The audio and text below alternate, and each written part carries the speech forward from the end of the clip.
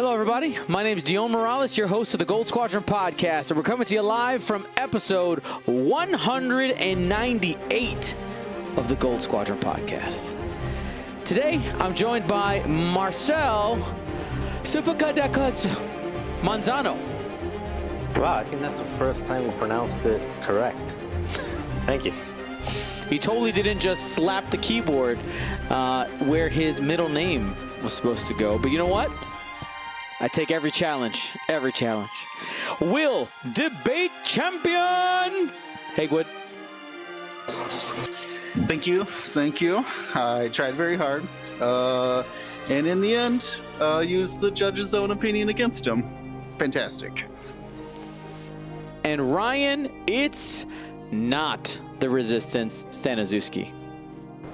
Not at all. Do they ever exist in hyperspace? Don't think so. Not. The evidence would definitely point to no. So, real quick, let's do some announcements and news, and then we'll get to the meat of our show for today.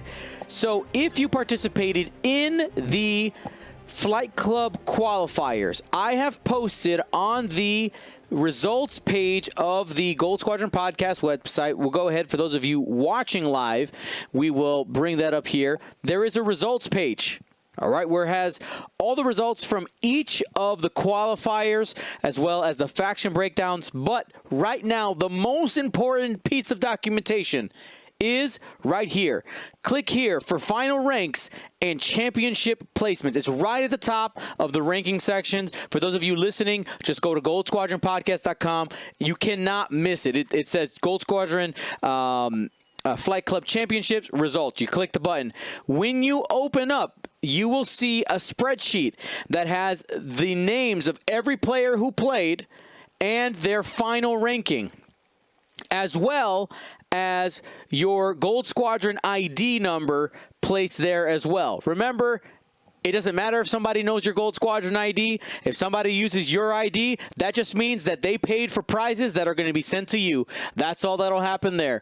So it's just a way for you to double check because we will end up needing that Gold Squadron ID for the championship form, so I just gave it there as reference. What I need you to check is I need you to double check to make sure that I did this correctly. On the bottom of the sheet, and I will scroll this up so that you guys can see it, there is a tab that says all events. These are the results from all the events, and you can see when your ranking and results for each tournament, and just making sure that I did take your best results. There are a lot of people who participated in the event, and I just want to make sure that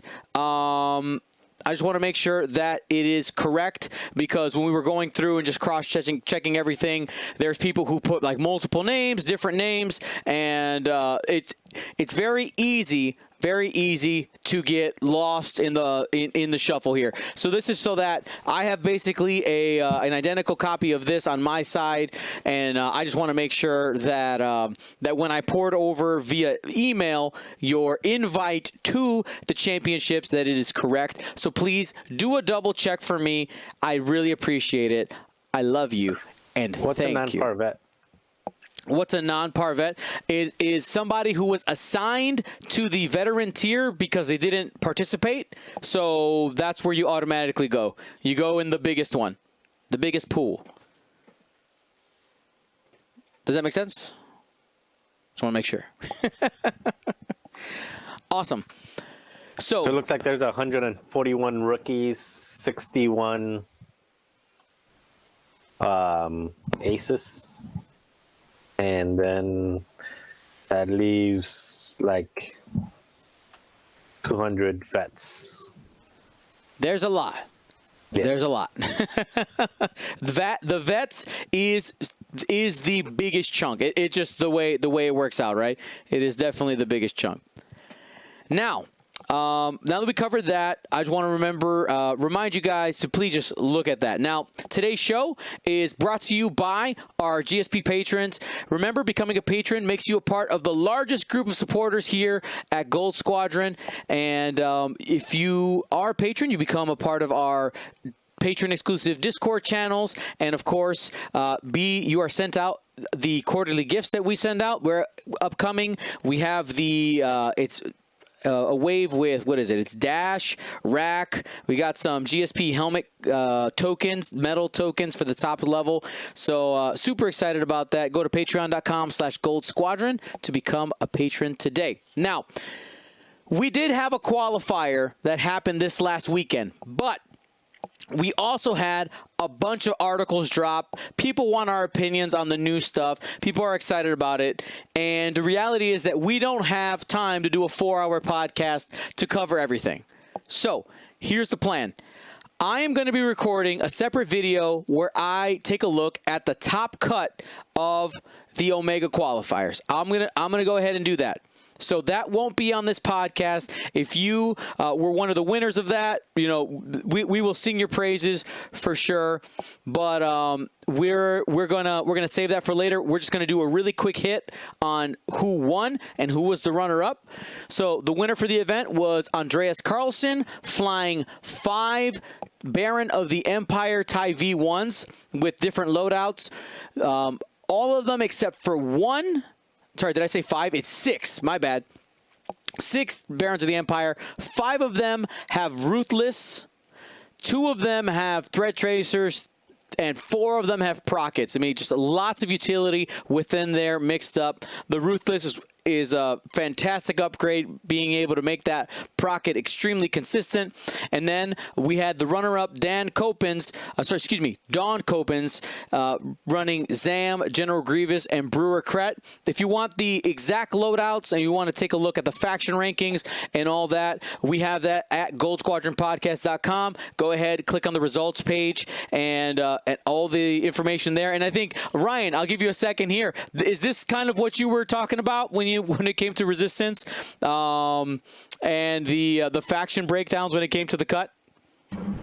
Oh, you mean the donut? The 0? The big donut that's there. Yep. Both hyperspace events. Big old donuts in the cut. Mm-hmm. All righty. So that's that. Check it out. GoldSquadronPodcast.com. Go to the events results, and everything will be there. Whoa. Well, I gotta say it. Marcel Manzano was the sub leader. I got to be number 1 for like 30 seconds until he wasn't. But I was number 1. There's a battle going on for the top gifting spot for March. Well, let's keep on going here.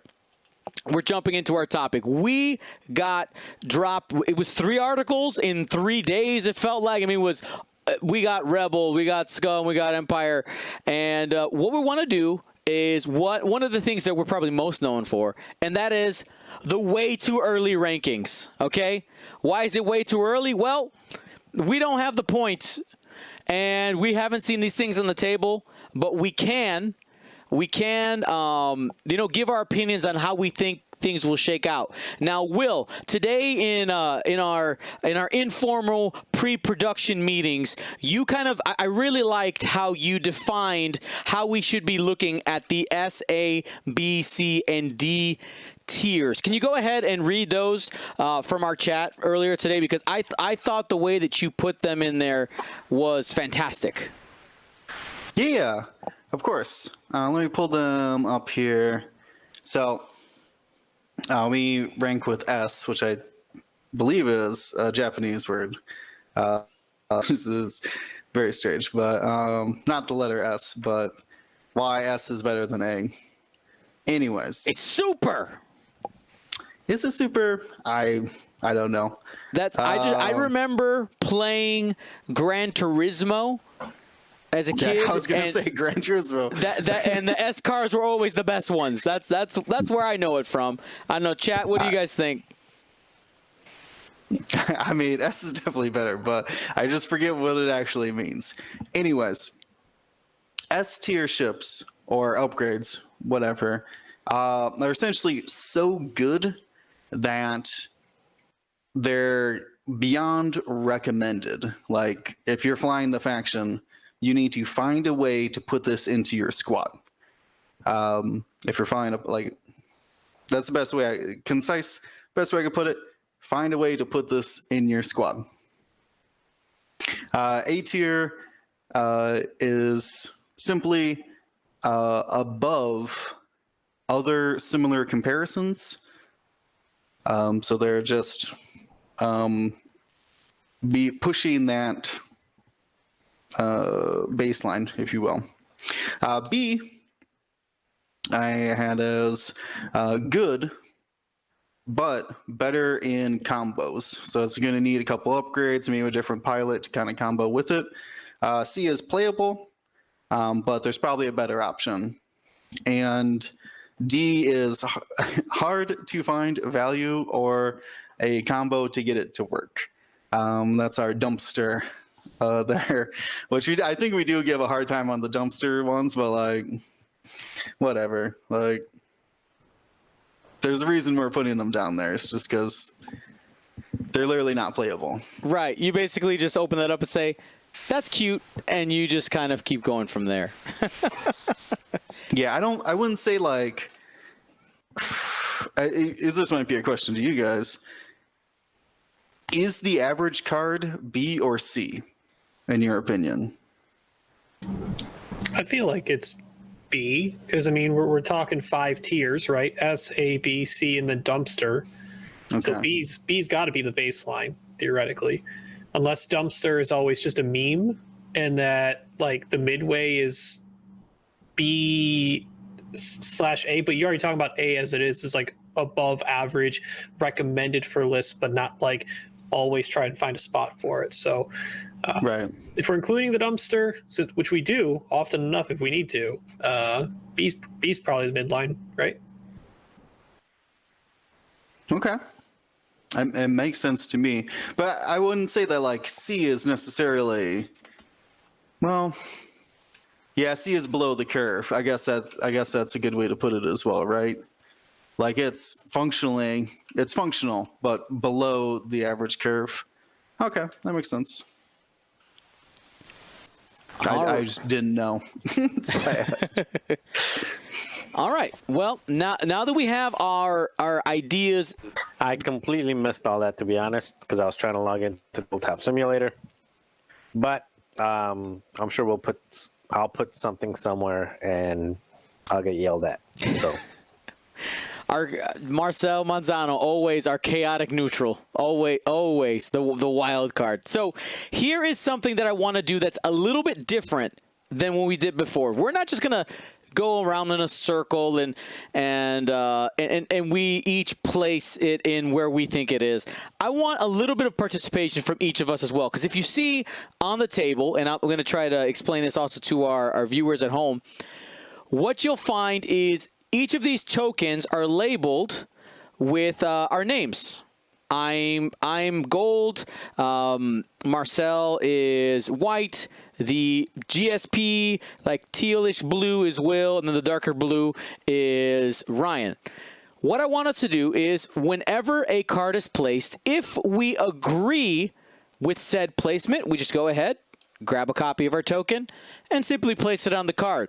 This will be our opportunity to then, if we debate and see if there is debate among us, and that just leads us open for conversation, and it's a nice visual cue for our audience.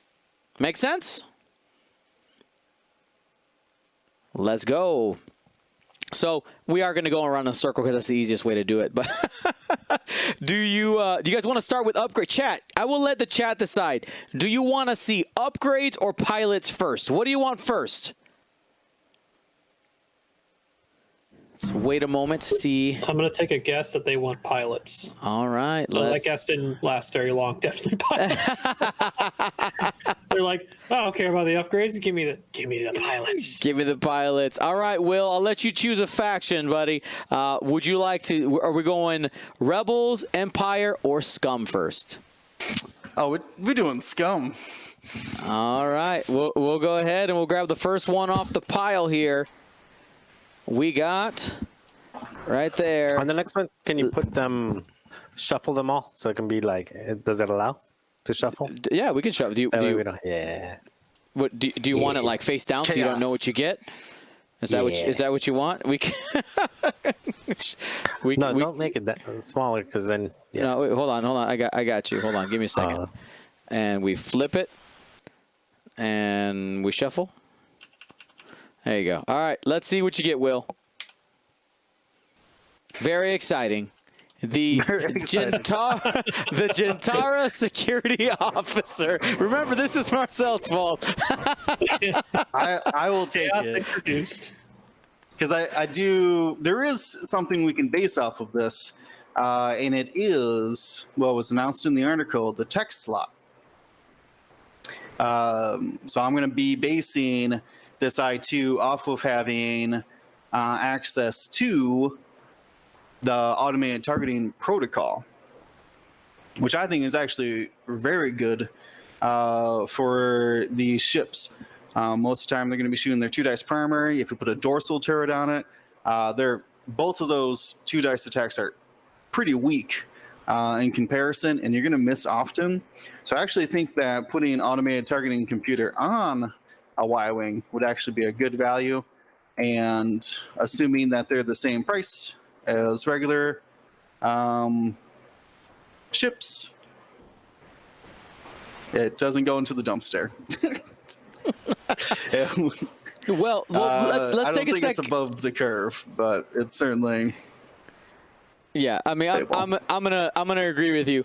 So my thought here with that is the Crymora Goon is 30 points, right? Crymora Goon is 30 points at Initiative 1. You got the hired gun, Initiative 2, at 32. That means that this can't be more than 33, 34 points, somewhere around there. Yeah, I will be interested to see if they trade out the illicit for the tech slot. Okay. I don't think they said anything about illicits. We don't know their slots. I think that if it doesn't have, well, see, we don't really see a lot of illicits on Y-wings in the first place, but I think that could affect it. It's pricing anyways. That makes sense, depending on the slots. All right. Well, let's go ahead. Somebody pull the next card. Let's go, Ryan. What's the next one? And draw. And flip. Hey, the other one. The other generic. How do we shuffle this in both just as generics end up on This is Are we sure Marcel. that actually got shuffled? Because like that would be the last one, and this would be the second to last one. I take that as a win. All right, I'm just gonna assume this thing might have a talent, but it's probably not gonna be worth the cost because Y-wings don't need talents. Well, think about it. Is there anything that you can do with a talent, tech, and illicit? Talent would allow them to have cutthroat, though. Yeah, True. How many charged-based things are we putting on Y-wings? Bombs? Right? Could, yeah. They already have reload, but getting it back for free is doing good. that rad reload. Probably not.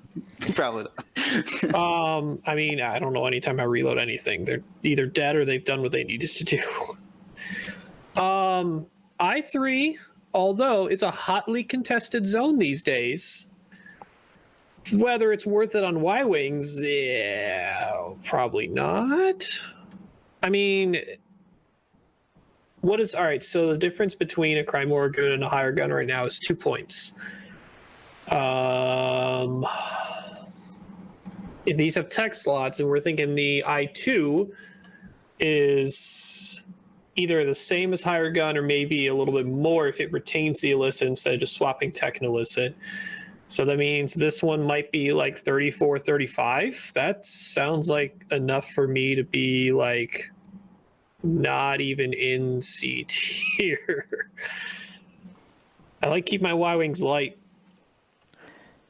I don't know if the generics with the talent is going to matter. Generics with talent Y-wings have never really cared. It's never been a thing. Not generic wise. Names with talent, sure. Generic with talent. When's the last time you saw a hired gun, a Gold Squadron veteran, or a Shadow Squadron pilot? I see you. I can't argue with that until we see it. Until we see it, that we don't have any evidence, because the most we've seen is people grabbing the higher initiative ones, and that's really for their abilities, nothing else, right? Specifically for their abilities. Or we have the lowest ones so that you can bring it's an efficiency play, right? You're trying to bring as many bombs as possible. So now is this some dissent right here? Yeah, what's my son say? I'm also. Is that Will? I would also rate this one as not worst. I think access to Cutthroat and being the same initiative as Jedi Knights, Inquisitors, Barons. There's Red Squadron veterans. We've seen a lot of I3, especially in hyperspace. So I think there would be value in getting that initiative 3. Yeah, I'm in the same boat. I think the initiative matters. Now, you can do something like one of the other named ones, but they'll probably be too expensive. So this is a nice, cheap way to get an initiative 3 in there if that's what you need. And again, the EBTs, some of them might be worthwhile. So it's not great, but it's not dumpster. I'm just sticking with the past, and the past has said talent Y-wings, not a thing. Not a thing. Oh, Not if there's until you there. see this new man, I can't wait to talk about it, but there's something coming. Oh, there's names though. I didn't say names are good. They have many words. That's fair. All right, let's keep rolling. All right, here we go. Oops, there we go. Look at that, Lee Mackay, a pilot ability. I didn't totally plan this. Lee Mackay, before you engage, if you are not in an enemy ship's front printed arc, you may acquire a lock on an enemy ship in your front 180-degree arc. I don't know how often you are arc dodging with this thing, but it kind of forces you to have to joust it. So if you got a list where you need your ships to be pointed in a certain way, just put some type of plasma torpedo or something on this. And now you have assuming it's not going to be too expensive, now you have kind of a guaranteed way to say you're going to have to joust this ship. So if you're bringing Fenra or Boba Fett or something else down the side, if they want to go ahead and not get flanked by those, they have to basically send stuff at this. And again, at Initiative 5, coming in with a plasma or proton at Initiative 5, double modded potentially. Yeah, this will be good.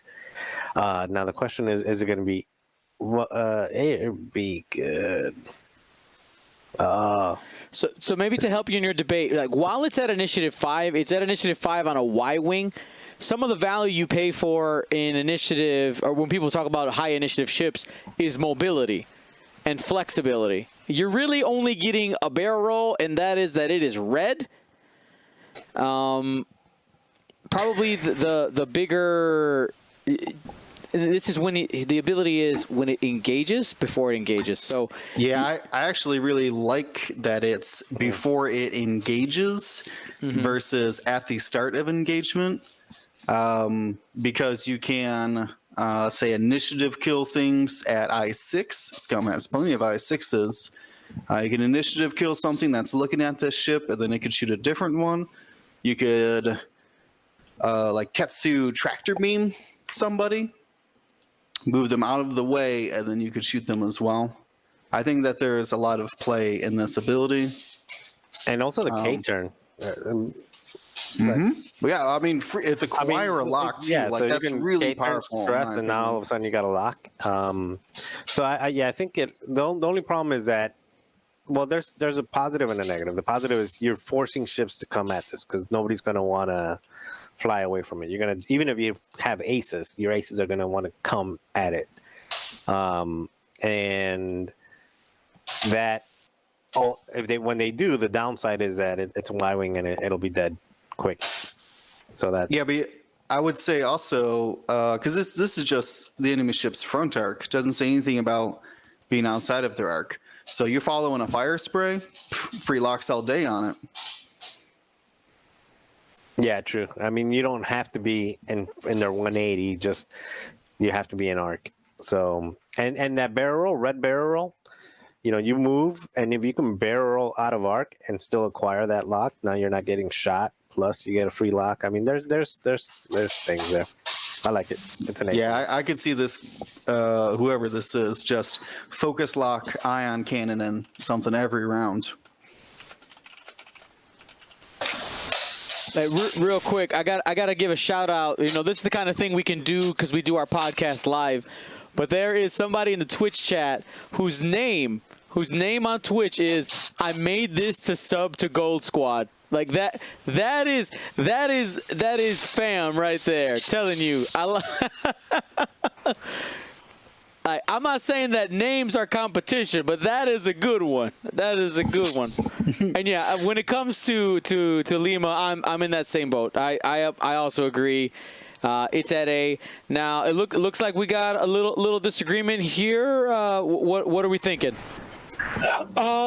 So I am actually, like, the ability is good. I don't know if it's something you can rely on to do a trick. It's going to be something, and I don't even think it's necessary to, like, you have to barrel roll to get this thing off. It's going to be a board position thing where you set yourself up where Lima can be a threat with that ability because your other ships, whether it's your aces or a small minis, whatever you put together, that's more the real long-term threat. But Lima, if left unchecked, could do a little more than what a normal Y-Wing could do. As a sort of, question, Cavill is our only other I-5 in Scum as a Y-Wing and has the ability to add dice to non-front arc attacks. So to the turret, you can roll an additional dice. That's currently sitting at 43 points. Obviously, Lima's ability, if triggered, is pretty powerful. Engagement locks are good. We'll get to that later with another card. But you have to be outside of any enemy ship's arc. So it's very meta dependent on, or just matchup dependent, clearly, how many ships you're facing. Because then just point one of my cheap ships at Lima and you just don't get your engagement lock. It's less worthwhile. I kind of like Lima as, like, trying to keep cheap so that I'm not investing a ton of points to where Marcel was worried about they could just turn on the ship and it's a Y-Wing and it dies. So I'd want to keep it as cheap as possible, maybe even going in on skirting the edge, being, again, a turret-based ship instead of a torp. Take ion cannon turret, make that a really accurate one, and just skirt and kite the battle that's ensuing in the middle. Or, if you want to add just a little bit of a torp threat, just go with the cheap ion torps right now at 4 points. I've mentioned this before. I'm really high on those torps right now. Just provide a cheap way to get 4 dice on an attack that normally only have 2 in this chassis. I'm in the middle of A and B, but I'm on history side. Cavill's not great right now, and he adds a whole dice right now. You're right. And he used to be solid, but it is a Y-Wing. I've been convinced. I'm slapping afterburners on this thing. It's gonna be great. I don't doubt that would be solid, but isn't Afterburners at I-5 a little bit more expensive? It's a little bit more expensive, but It's 6 is its original cost, but yeah, it's initiative price these days. You know what? Ryan convinced me. Which one's Will? Let's put Will up there. oh man, Sorry, buddy. Ryan convinced me. I'm hopeful. I was hopeful about left it. up on the hill. Like, I definitely could see spots where it's in, but I think if we're talking B as baseline, I think this is a baseline solid named Y-Wing. People might be able to get it to perform like an A. Yeah, Maybe move me down there combinations too. will work, I'll go but B. I'll go B. It above it. It does give a free mod. Like we can't deny that. Yeah, no doubt. That is good. It's self-sufficient too. It's just very specific on how it gets it. Like it's really easy to potentially turn that ability off for an opponent. I think what what put me over the edge is when you mentioned Cavill. I was like, oh yeah, you're right. Cavill does add a whole nother die to the pool, and isn't played too much right now. And that's one of those where it's points dependent, right? It's points dependent. That's the reason why we don't see it. Alrighty, let's keep it going here. Let's keep it going here. Let's see. What do I get? All right, Kanan Jairus, the Jedi. All right, so Kanan Jairus, the Lost Padawan. While you or a ship in your turret arc defends, you may spend 1 force. If you do, the attacker rolls 1 fewer attack die. So, this ability has always been really, really good. The problem on the VCX is that it's so expensive that it becomes cost prohibitive to actually have it in a squad. Kanan Jairus is also one of those where, looking at him right now, you probably try to keep him pretty cheap. You don't have to worry about Moldy Crow. Just use the turret arc. You can keep him on the skirting edge, and similar to remember, all abilities that refer to arcs, like pointed in a certain arc direction, is range 0 to 3, right? So assuming that you're just you're using that side turret, he is a support ship. He's a support ship, and I'm guessing that with that ability right there is extremely powerful. It is extremely powerful. Being able to just take a dice and pull it away is really good. It's really good. So it is only a 2-dice gun, but just looking at this, you can boost, rotate every turn, and just kind of one bank, clear the stress, and stay part of that fight. So I'm looking at Kanan, and if he's priced right, he might be on that same level as, maybe not quite as good as Torkel, because Torkel Mux allows you to initiative kill ships. But when I look at Kanan, I'm going to put him in A.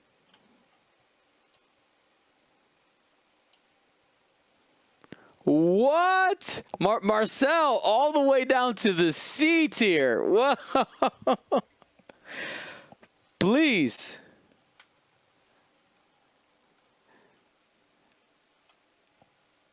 Marcel, come on! You dissented. You dissented. Please. Well, I saw another. I saw the orange didn't move, so I thought he was waiting to move. Oh no, that's me. All of you guys are being generous, way too generous. Yeah, definitely not an A tier. Torkel is better. Palob is better. Yeah, but Ryan, you can go walk off into the sunset. I see you. But. No, I think I see Torkel as an S, Palob as an A. I put him as an B plus. I just don't. I don't think he's that good. And history tells us that anytime they slap a force on any ship, it raises their cost exponentially. So I don't even want to know. This is going to be more expensive than Torkel. This is going to be more expensive than Palob, and it's going to be worse than both. I think. But hold on.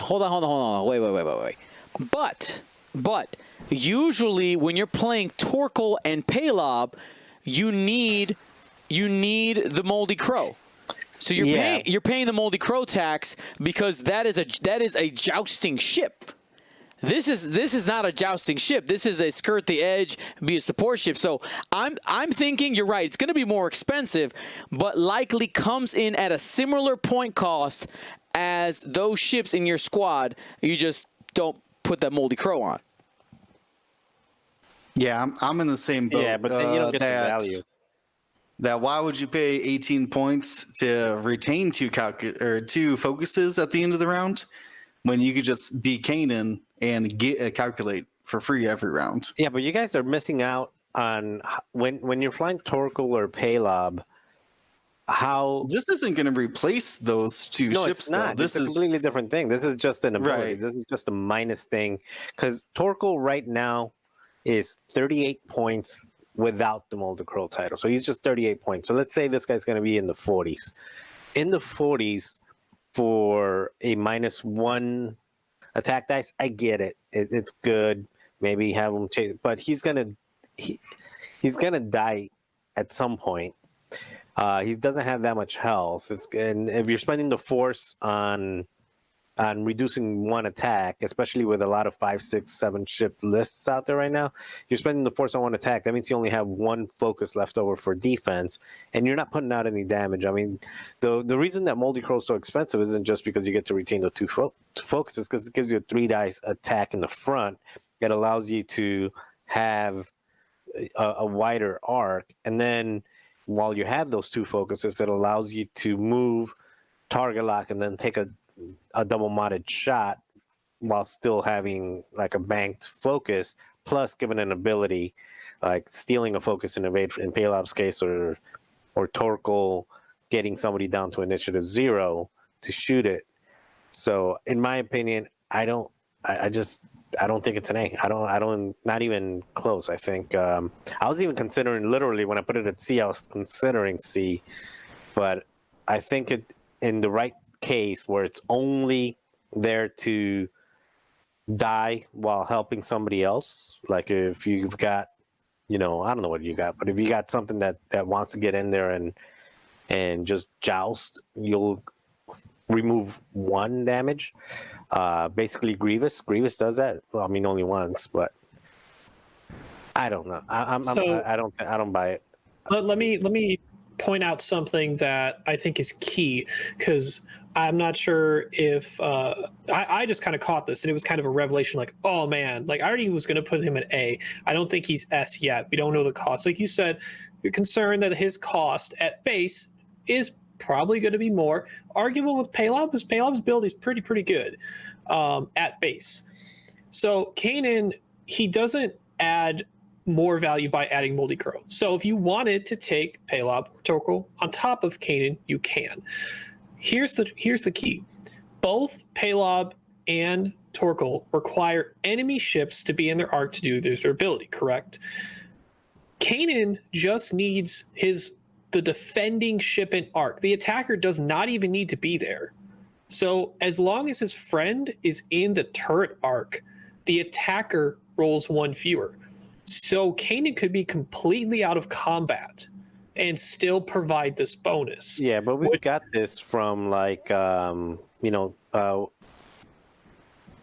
what's his name? Oh, wait. Who? K. Katarn. Kyle, yeah, but that's passing Katarn. Focus, which is No, not. I get what you're saying. But I'd rather have a focus than 1 less agility for starters.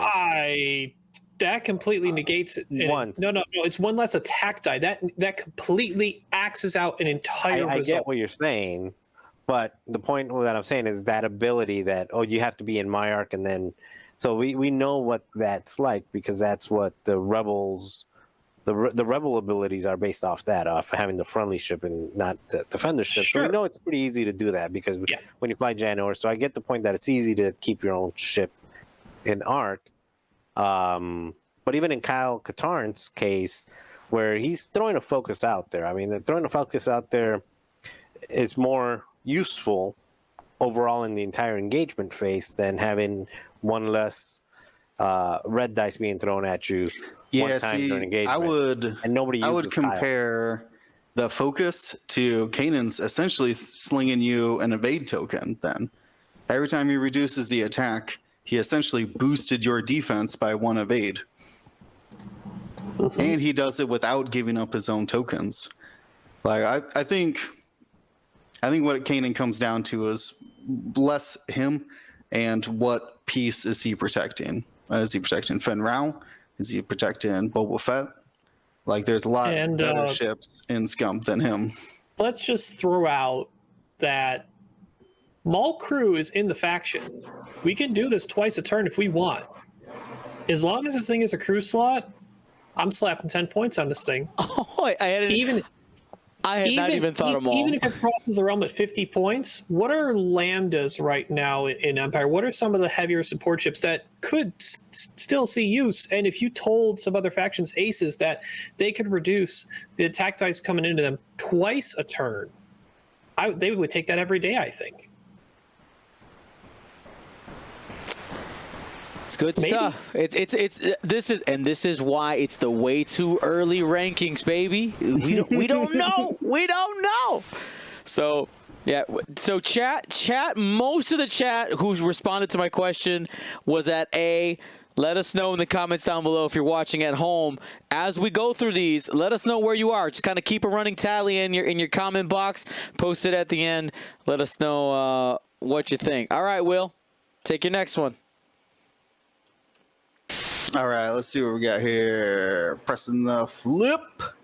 Ooh, we got Gamet Key. It's another Initiative 3 Hawk. This one has 2 charges that recur once per round. At the start of the end phase, you may spend 2 charges to choose yourself or a ship in your turret arc with 1 or more circular tokens. During the end phase, circular tokens are not removed from this ship. So big caveat there. So the notes here. To pay attention to. So 2 charges recurring every round, so that's every other turn you could do this. Note that it's himself or a ship in his turret arc, and they would have to have 1 circular token, which why are you using this ability on somebody who doesn't have a circular token? So that's kind of mute, I guess. But every other turn, you or a person in your arc, which is crazy because that could be someone at range 3 in your turret arc, which is pretty far. The combos here that we're looking at is obviously you could help yourself. You could be broke, moldy crow. What's even worse than moldy? Rotten. Rancid. The rancid crow. Ooh, yeah. Full Hulk Hogan there. Here, Macho Man. Anyways, also as a note, so not only can you do it for yourself, you can do it to an enemy. You can also do it to a friendly. But these are ships that have the not evade. They have the jam action. So if you did try to jam a ship and was like, whatever, I'll just barrel roll, and you could just be like, too bad you're still in my arc.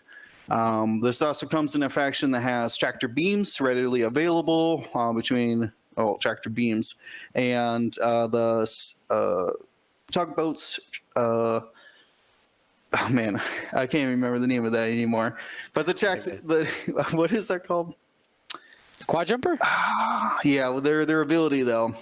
The quad jumper. Pinpoint tractor array. Tractor array. Pinpoint tractor array. Pinpoint. I was thinking that was the Nantex ability, but then I got real confused. Don't forget regen. Oh no, or it is reload. pinpoint tractor array is the Nantex. Yeah, I was like, wait a minute, I'm the lore master. I thought I knew this. Lies. Anyway, we know. Tractor array? Space I think tug. it's space tug. Different tractor array, yeah. Anyways, so the faction has these available. Can someone give me what am I missing here as far as circular tokens? Disarm, yeah, weapons disabled. Yes. Could you imagine Weapons somebody disabled? slamming or reloading, be like, you can't shoot Slam, next reload, or turn either. regen. It's like, okay, you won't shoot 2 turns. Oh man, Corin Horn. They're like, yeah, I got a double tap, and they're like, oh, that's cool. Oh hey, you still got that token from a couple rounds ago? You're gonna keep it again. So why don't you not do that? That is, can I hold on? I gotta say, versus people who love the regen, Marcel. I think that this is gonna be the like if this is priced right and regen becomes back popular, you're gonna see Gamet Key out there being like, go ahead, take your regen. You can't shoot now. Yeah, so let me list off all of them. Let me know if I missed any. So for orange tokens that are around, we have tractor, jam, and weapons disabled. And then for green tokens, we have focus, evade, calculate, reinforce. That's all the circular tokens, correct? That does sound correct. Yep. Yeah. Okay. So there's a lot of possibilities with this, especially because it works on both friendlies and enemies. I'm hesitant about the every other round, but that's probably for the best. But I do think that there's a sheer versatility of tokens and stuff. I think he's going to have to go into A tier. He's not quite S because he is still, after all, a Hawk. But I would probably say a very good support ability. Yeah, Hawks historically have definitely been in Wait, that. Okay. Hawks Just making sure. have historically been in that, like, you know, they're a great support piece. Like they can sometimes make or break a squad, like Torkoal Mux. But man, Galmet Key seems super solid. It seemed so much so that even Marcel wants to go and make him S tier. Yeah, Marcel, I see your S tier, and I think that there's a reason why I'm putting the pilot in A tier. Oh, because of the crew? I mean, you may be inferring it, or I implied it, but you know. I think we're all thinking the same thing. You know what? I'm going to put him up here because just like with Zam Wells, I would put both of them up there. I have no idea how you just put one Hawk in S and then the other Hawk in C. I don't even know. I don't even know. B. How you put the one with force into out. C? Look, no, I could definitely. All right, so Marcel, go ahead, but I could see why. Like, I'm not disagreeing. It's on the border. Yeah. Well, the reason why is because this is truly a proper support ship if your ability is just to be out there and support. Similar to like Torkoal Mux or anything else like that. This is out there to support. So I'd rather have the choice of keeping the tokens whenever I want, and because Kanan's ability is straight defense, and this ability is defense or offense. You get to choose, and it may not happen every turn, but I think the impact of having the ability here and you choose what you don't have to use it every turn. Like every time that it's available, you don't have to use it. Just use it when you need it. Is pretty solid. You can use it. I don't think you'll, especially this is one of the ships that you would probably put the multi-crow title on, so you hardly ever would use it on yourself. But the fact that you can use it on an enemy, not just a friendly, is a big deal. Again, you can just do badness to enemies, and William's taking his headphones off because he knows I'm speaking the truth and he doesn't want me to convince him. Yeah, I just think that if you're not flying the crew, you're probably flying the ship, and then if you got the ship, you don't have to worry about having the crew with it either. It's just good. It's solid. Very cool. Very cool. All right. Well, let's go ahead and find what's behind the next door. Oh, we did that one already. Goodbye. There you go. This is the last scum pilot that's been revealed. Go ahead. I believe it's Ryan's turn. Yeah, so we have the I-4 Y-Wing Arliz Hadrassian, the Crimson Blade. While you perform a front arc attack, if you are damaged, you may change one of your eyeball results to a crit result. While you defend, if you are damaged, you must, bold, change one of your eyeball results to a blank result. Question, rules-wise. Yeah, straight broken. Can you just spend a focus defensively if you wanted to before that must even happens? Yeah, from what we learned about Malorus is that must means nothing.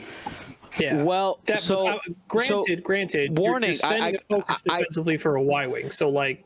I gotta insert myself here just a little bit because this weekend during the Sigma qualifier, D was mentioning that he received some information from on high that there is currently, yes, from on high, that that there may be a clarification in the works for the word must. and abilities similar to this that say when X happens, you got to do this. And where us as players try to be like, whoa, let's go ahead and use we try to use we try to outwit the rules, right? And try to get around negative consequences. Negative consequences may be coming more forward in soon. And one of these rules, not this one specifically, we're going to get to touch on later when it comes to Hera. I got some interesting news there when it comes to Hera pilot. But anyway, right now, I think we need to talk about it on both sides, because there is a chance that the Asmodee entity may be soon saying, no, must means like you gotta do it. There's no way around it. Something to where, like, if the timing window would normally allow your May triggers to go, you must execute musts first. Something like that. Probably a better way to phrase it, because, you know, it's all about phrasing and correct wording in the rules. Otherwise, people will just work their way around it. But anyway, so, I mean, soft mod, good. Crits, painful. Gotta be damaged Y-Wing? I mean, it's kind of like Gideon, but reverse, so it's like worse for you, but you're a Y-Wing. So the incentivized to shoot you feels not as great for your opponent, unless they've just... Stares at concussion bomb. Yeah, I was just going to say, would you bomb yourself, Ryan, for this effect? Maybe. I mean, if it's cheap no enough. Like, so for people who aren't aware, there has been a list that's been utilized. I think the first iteration we saw was the Polish Nationals, where they concussion bomb Wolfaru to get Wolfaru's effect going, which also had Jan Ors in the list and Dutch Vander. So like it was a hyper modded Wolf. Can this ship get that way? Not really, but I mean, soft mod is a soft mod. Just take a lock and you have a force. You have a fifth brother force, realistically. And you don't care about spending your focus defensively. I mean, so if you do the concussion bomb damage yourself and just move out there and you're just a 5-hull 2-shield Y-Wing and you just take something that you want to lock with, so probably Torps. I don't know if I'd go as high as Proton Torps, but Plasmas. Crits get canceled first, but it's a conversion of a result. In terms of spot and ranking, I would probably put it with Lee Mackay at a B, I think. So it's gimmicky to get there, but, you know, there's some things you can get to that point. And it could be pretty dangerous in that regard.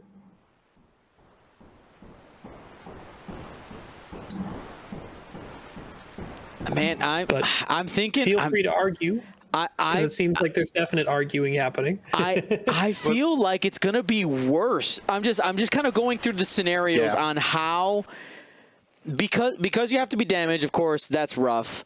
But at Initiative 4, I do see that against Initiative 4s that move first and then 3 and lower, it has some value when it comes to being a torpedo carrier.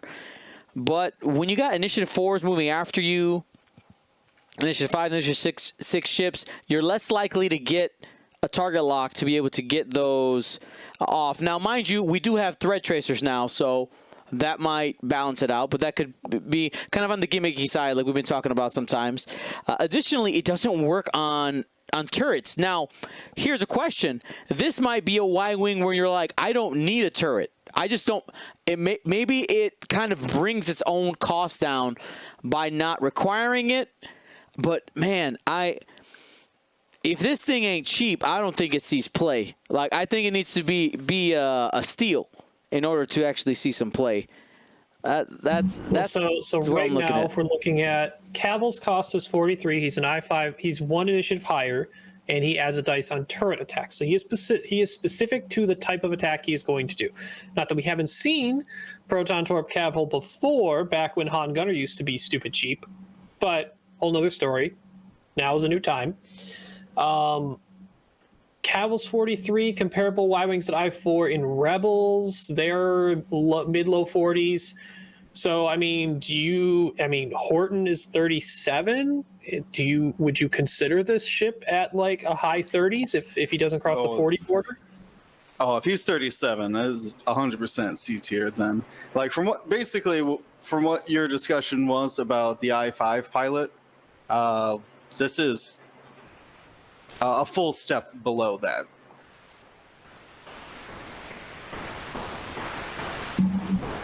Yeah, I mean, you've convinced me. That's fine. Dead. I don't know. You just had my curiosity going because you were like, oh, what if he just concussion bombs stuff? I'm like, I don't know, maybe then, but then he has to take concussion bombs, or somebody does. Now I know some people in the chat are mentioning, when damaged, he can add that.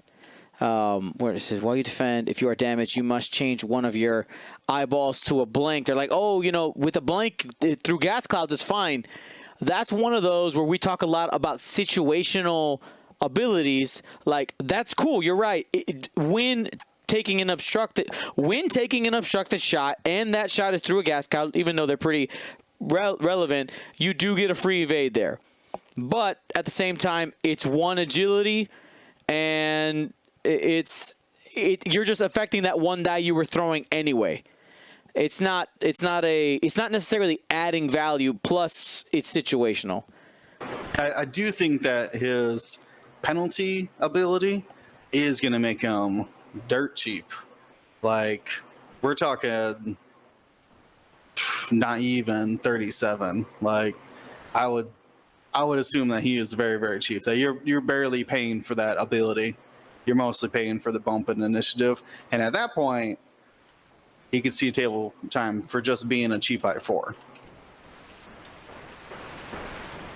But any more than that, no. I don't think he's going to see play. I'd much rather have that I5 out there.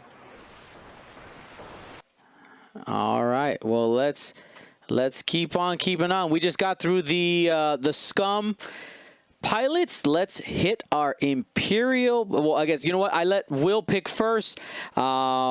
Ryan, would you like to do Rebels or Empire next? Oh, I didn't know we were switching off to pilot. I thought we would stick in the same faction. Oh, duh. We did have the pilot. Sorry. Yep, we're still here. Marcel. Gommet Key. There's only two of these, so you go ahead and do Gommet Key. What are you thinking here? Gommet Key. Well, let me read it first for the listeners. Young, come on. Yeah. Come on. At the start of Gommet Key, two charges. At the start of the end phase, you may spend 2 charges to choose a ship at range 0 to 1 with 1 or more circular tokens. During the end phase, circular tokens are not removed. Basically the same thing as the ship. 2 charges, recurring charges. Recharging. Is it recurring or is it recharging? Recurring charges.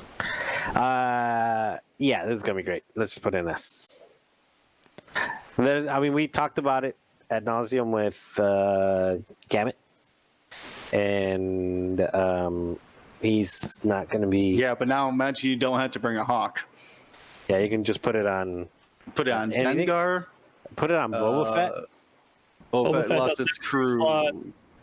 Yeah, Ketsu, man, Ketsu is going to be really good with this, I think, because of the Shadowcaster handing out so many tractor tokens. Man, that's going to be throw cool. it on Asajj in there too. Anybody can use it. Forlom, you could stress somebody and make them have an ion. How do you get? Because you give a stress. You give the stress at the end What do you of the mean? round. And the ion's not circular. Oh, sorry, not ion. Jam. There you go. Yeah. Okay, yeah.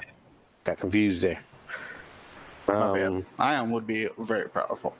And if Scum ever gets a thing that could give someone a weapons disabled, wow. It's Yeah, I gotta think be that's outrageous. pretty easily. This is the easiest one that I think we'll all agree on. So let's just throw it up there.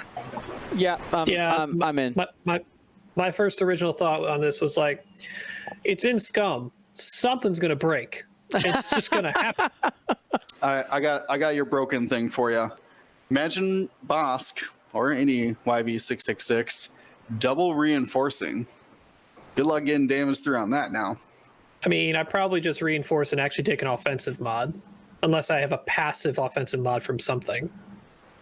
But it could be useful when you're in free locks. it could Sorry, be go ahead, useful on those the double reinforce when you're trying to get around, right? When you have your backside there, just being a little bit more defensive. Yeah, it's like the whole pilot Morna key. For the whole game. Remember how good Han Solo was on Dengar for that initial Alpha Strike coming in double modded? Yeah, I think you're going to see it on Dengar quite a bit. Yeah, what if you just didn't have to stress yourself and you just came in with a focus and had a lock to take as an action? Remember, and then false transponder codes to clear. Oh god! Yeah. And isn't Han Gunner? He's a gunner. You can have both. Like, if Gamma Key helps you save one for the first turn, you have Contraband Cybernetics. Do your K-turn or sloop with Dengar. Do Han, get all stressed out, but I like 2 straight turns of fully modded attacks. Okay. Fantastic. So looks like we're all there. Will, I noticed your token is not on the crew. Just want to double check. Just want to double check. We're good. All right. And last but not least, we got Cutthroat. Cutthroat is a talent slot. It is one of the new faction slots here, or faction cards. We have Fearless and now Cutthroat.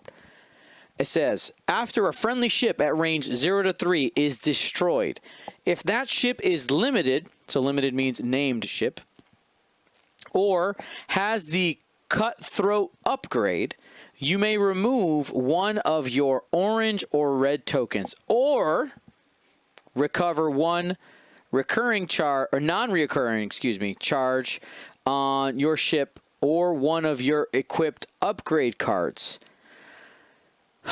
Okay. So when I look at this card, it's obviously not going to be that hard to trigger. It's looking at being in lists that have more than, what are we thinking? 4 ships? 4 ships to get the value out of it? I think you can still see value of it at 4. Like, just based on it has to be more than 4. Could Wait, even are you be saying 4 copies of Cutthroat? No. 4 ships in your list to make Cutthroat potentially. Like, how many times does Cutthroat need to trigger for you to have been like, all right, value? Just one time? It could potentially be one time, right? So what I would say just once. What are some non-reoccurring charges we have right now? We have proximity. Morale Okay. Teltravera. All right. A double reviving Teltravera. I love it. What we else? also have stealth devices. I see Weak Spartan there calling out Victor Hell recharging his stealth device. That's an old false transponder codes and contraband cybernetics. Both very powerful single-use ones. Now could be 2. Okay. I mean, every munition, essentially, right? Though, Dion, you said proxy mines. Those proxy mines and counternets charges cannot be recovered. Right. Okay. So those are not I can't record. They're non-recurring. So non-recurring. those are different. Those are different. Yeah, those can't. Well, no, they are non-recurring charges. They just can't be recovered. Yeah, specifically those bomb mine cards. I think Cluster Mine, Connernet, and Proxy Mine all say these charges cannot be recovered. And cannot is the big word that supersedes like almost anything. Right. Okay. So what else? We got crack shot. Say that again? I missed that. Cargo shoots. Cargo shoots. Crack shot. I know we don't see it too much, but that's one. It'd require a double talent. But you could. Oh yeah, because it is on yourself, right? Yeah, the Cutthroat carrier is equipping the card. Okay. Or wait, I just said a super redundant statement. The beneficiary of Cutthroat is the one who has the card. Zam is another place charges where do it not can go. recover. Correct.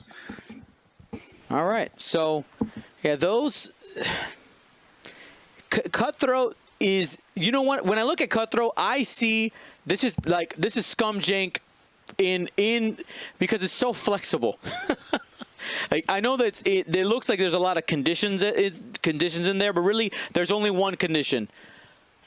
Something dies. Have a charge. Right? Something dies. Something dies and have a charge. You don't even need a charge though, because it says remove an orange or red token. It may be just as important in game state situations to get rid of a stress or get rid of a target lock. Like, say your opponent kills one of your ships, but they still have ships to shoot. They have a lock on you, and they count on ammunition to hit you. Well, too bad. The lock's gone now. Neat. Or a reroll mod, it's gone. So that could even be just as important. Yeah, I'm passing this weak Spartan question over to you, Marcel. Does the autopilot drone technically be destroyed when it runs out of charges? What do you mean? Can it technically what? Is it destroyed, or is it just removed from the game? No, it's destroyed. It blows up. And it is considered unique. You are, yeah. If you have 0 charges, you are destroyed. Oh, So you're this is like talking about shooting it off as a weapon that it destroy in order to forcibly Yes. trigger this. Yeah, shoot it off as a bomb, let it blow up, and I get my own charges back. Big Awesome. brain stuff. I like it. Like, that's a good one. like a rigged cargo shoot on Han or something. Like, easy every day.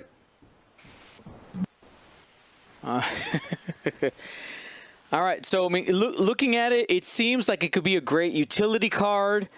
Man, I literally feel like it's gonna be right there. It's gonna be A.5 or B plus. But I would still expect it to be cheap.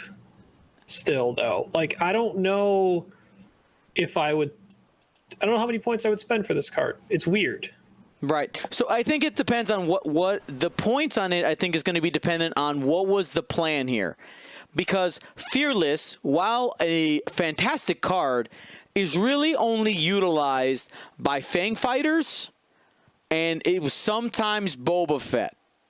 You used to also see it on Lancers, but not so much. Once in a while, a Bosk, but there's other things you end up taking there instead.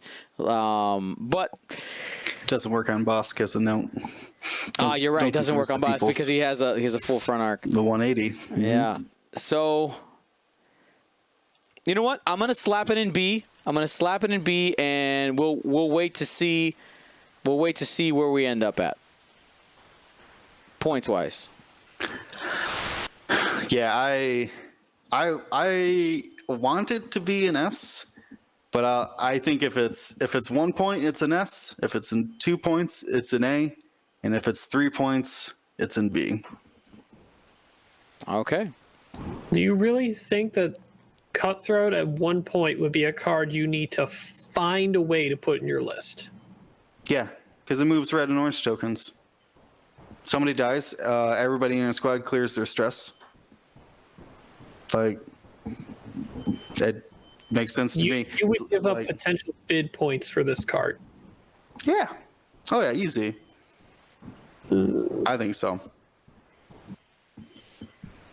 You could also remove enemy locks, right? Yeah, I would say, well, on the caveat that everybody in my list either has Cutthroat or is limited, though.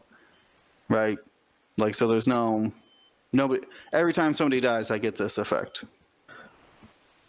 Yeah, ideally you're setting it up that way, or at least the one or two ships that have Cutthroat have the charge-based stuff that you're looking for. But like you said, it's still very good. Could you imagine? I have a 1 health Y-wing that's Cutthroat, and you have an amazing shot on it.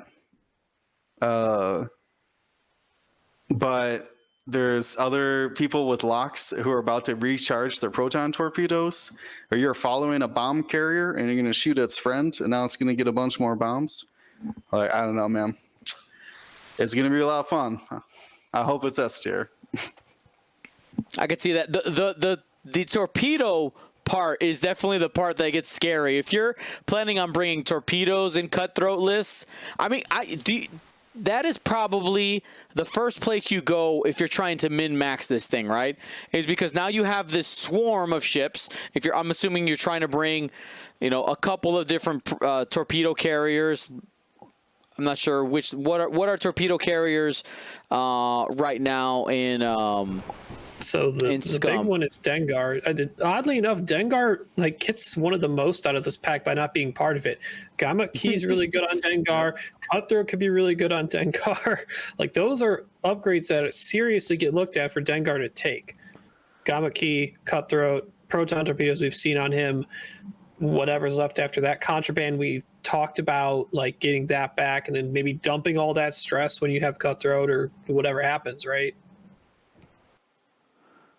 Love it.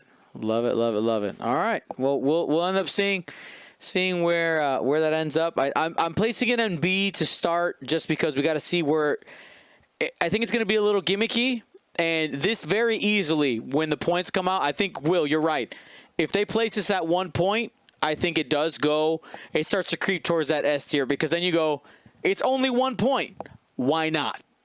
And I think that's kind of where I'm looking at it right now. I don't have the faith that it'll be 1 point. We'll leave it down there. All right, so that's Scum.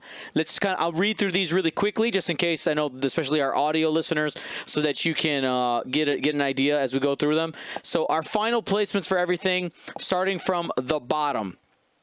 So starting from the dumpster tier, we had a Maxine Warrior, the Initiative 3, generic in the dumpster. C tier, Jintara Security Officer, and Aurelise Hadrassian. By the way, that's we kept calling her him. It is a her. Thank you for the correction there in the chat. Cutthroat and Lima Kai, tier B. Gamma Key and oh my goodness, Kanan Jairus are tier A, and then Gamma Key Crew at S tier.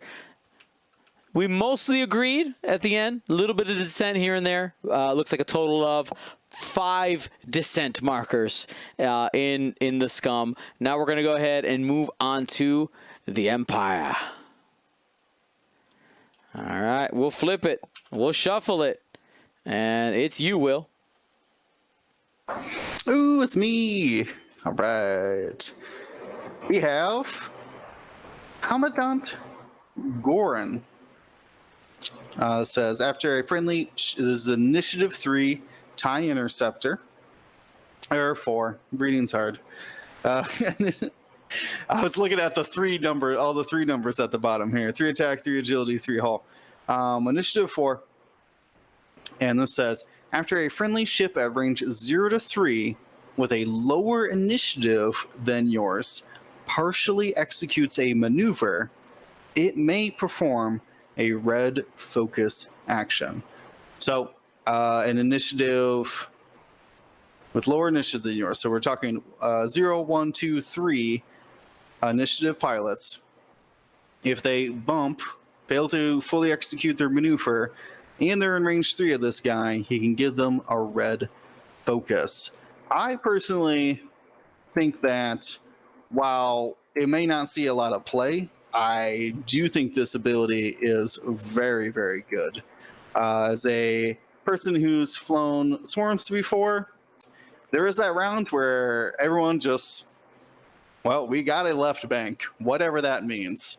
And it becomes just a train wreck or scrum is normally what it ends up being, and this would be very useful, especially on a more expensive like Alpha Squadron Interceptor, who really wants that focus token, and it even lets you do some more daring maneuvers, like just 5 forwarding and running into somebody who, to set up kind of like a block train to where they essentially can't move because you forcibly ran into them. Do I think 3 or lower swarms are good? Probably not. Is there a... Let me bounce this to you guys. I'm putting it at A because I did think you say a night 3 or lower swarm is not good? Is that what you said? Well, in the context of TIE fighters, and well, it doesn't have to be a TIE fighter. It can. I know. Like you could put this with the V1s, and everybody's saying like you want to move first, so you can. Yeah, I agree. like, I agree. yeah, you got 5 variants in this thing, and then okay, so, So that- now you're moving that's second, what I was plus going you're to- bumping, and you get your focus anyway. Well, that's a perfect segue because I was going to ask for other examples of what I was thinking named pilots, but you're right, barons are pretty good and love focuses. Is there any other person like who really wants this commandant friend? So the one that kind of stands out is anything with ailerons, because that triggers off a maneuver. So if you're cheeky enough and you figure out the matrix of it, of I'm in a little block of my strikers, I could take the back line, do their aileron move first, and then take the red focus, and then hop over with the blue maneuver, and then do your other action, whether you want to barrel roll, whether you want to evade. Focus evade, right there. How many rounds that happens for? Probably just the first engagement. How many opponents are going to let you get into prime position with that block? It's a lot of agency for your opponent to just not opt into that pretty easily. But just in general, ailerons helps good. It's a really good scrum support. You're in that mid game where not everyone can get the exact maneuvers they want. So you know what? I just want to get to this place, but I'd like an action. But if I want to get to this place, I'm going to bump. So normally it's kind of like you have to weigh those options. But now you can get to that location and have a red focus.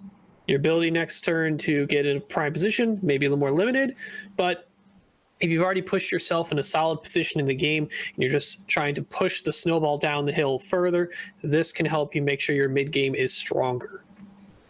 And if you bring it with a ship that has good blue maneuvers, and if the bump is tactical, you go, no, yeah, I want to bump here. You got to think the action potential here, because you could put yourself in a spot where you normally couldn't have gone, and you could end up getting 5, 6 actions that you normally wouldn't have in your squad if you're taking a bunch of ships and kind of ramming them into each other. Imagine if with the TIE V1s running rampant right now. Oops, sorry about that, everybody. With the TIE V1s running rampant right now, if you went and take your procket carriers, these TIE V1s, and just smash them into a group and say, hey, if you're in the line behind there, these guys are going to have focus, and we have that charged up.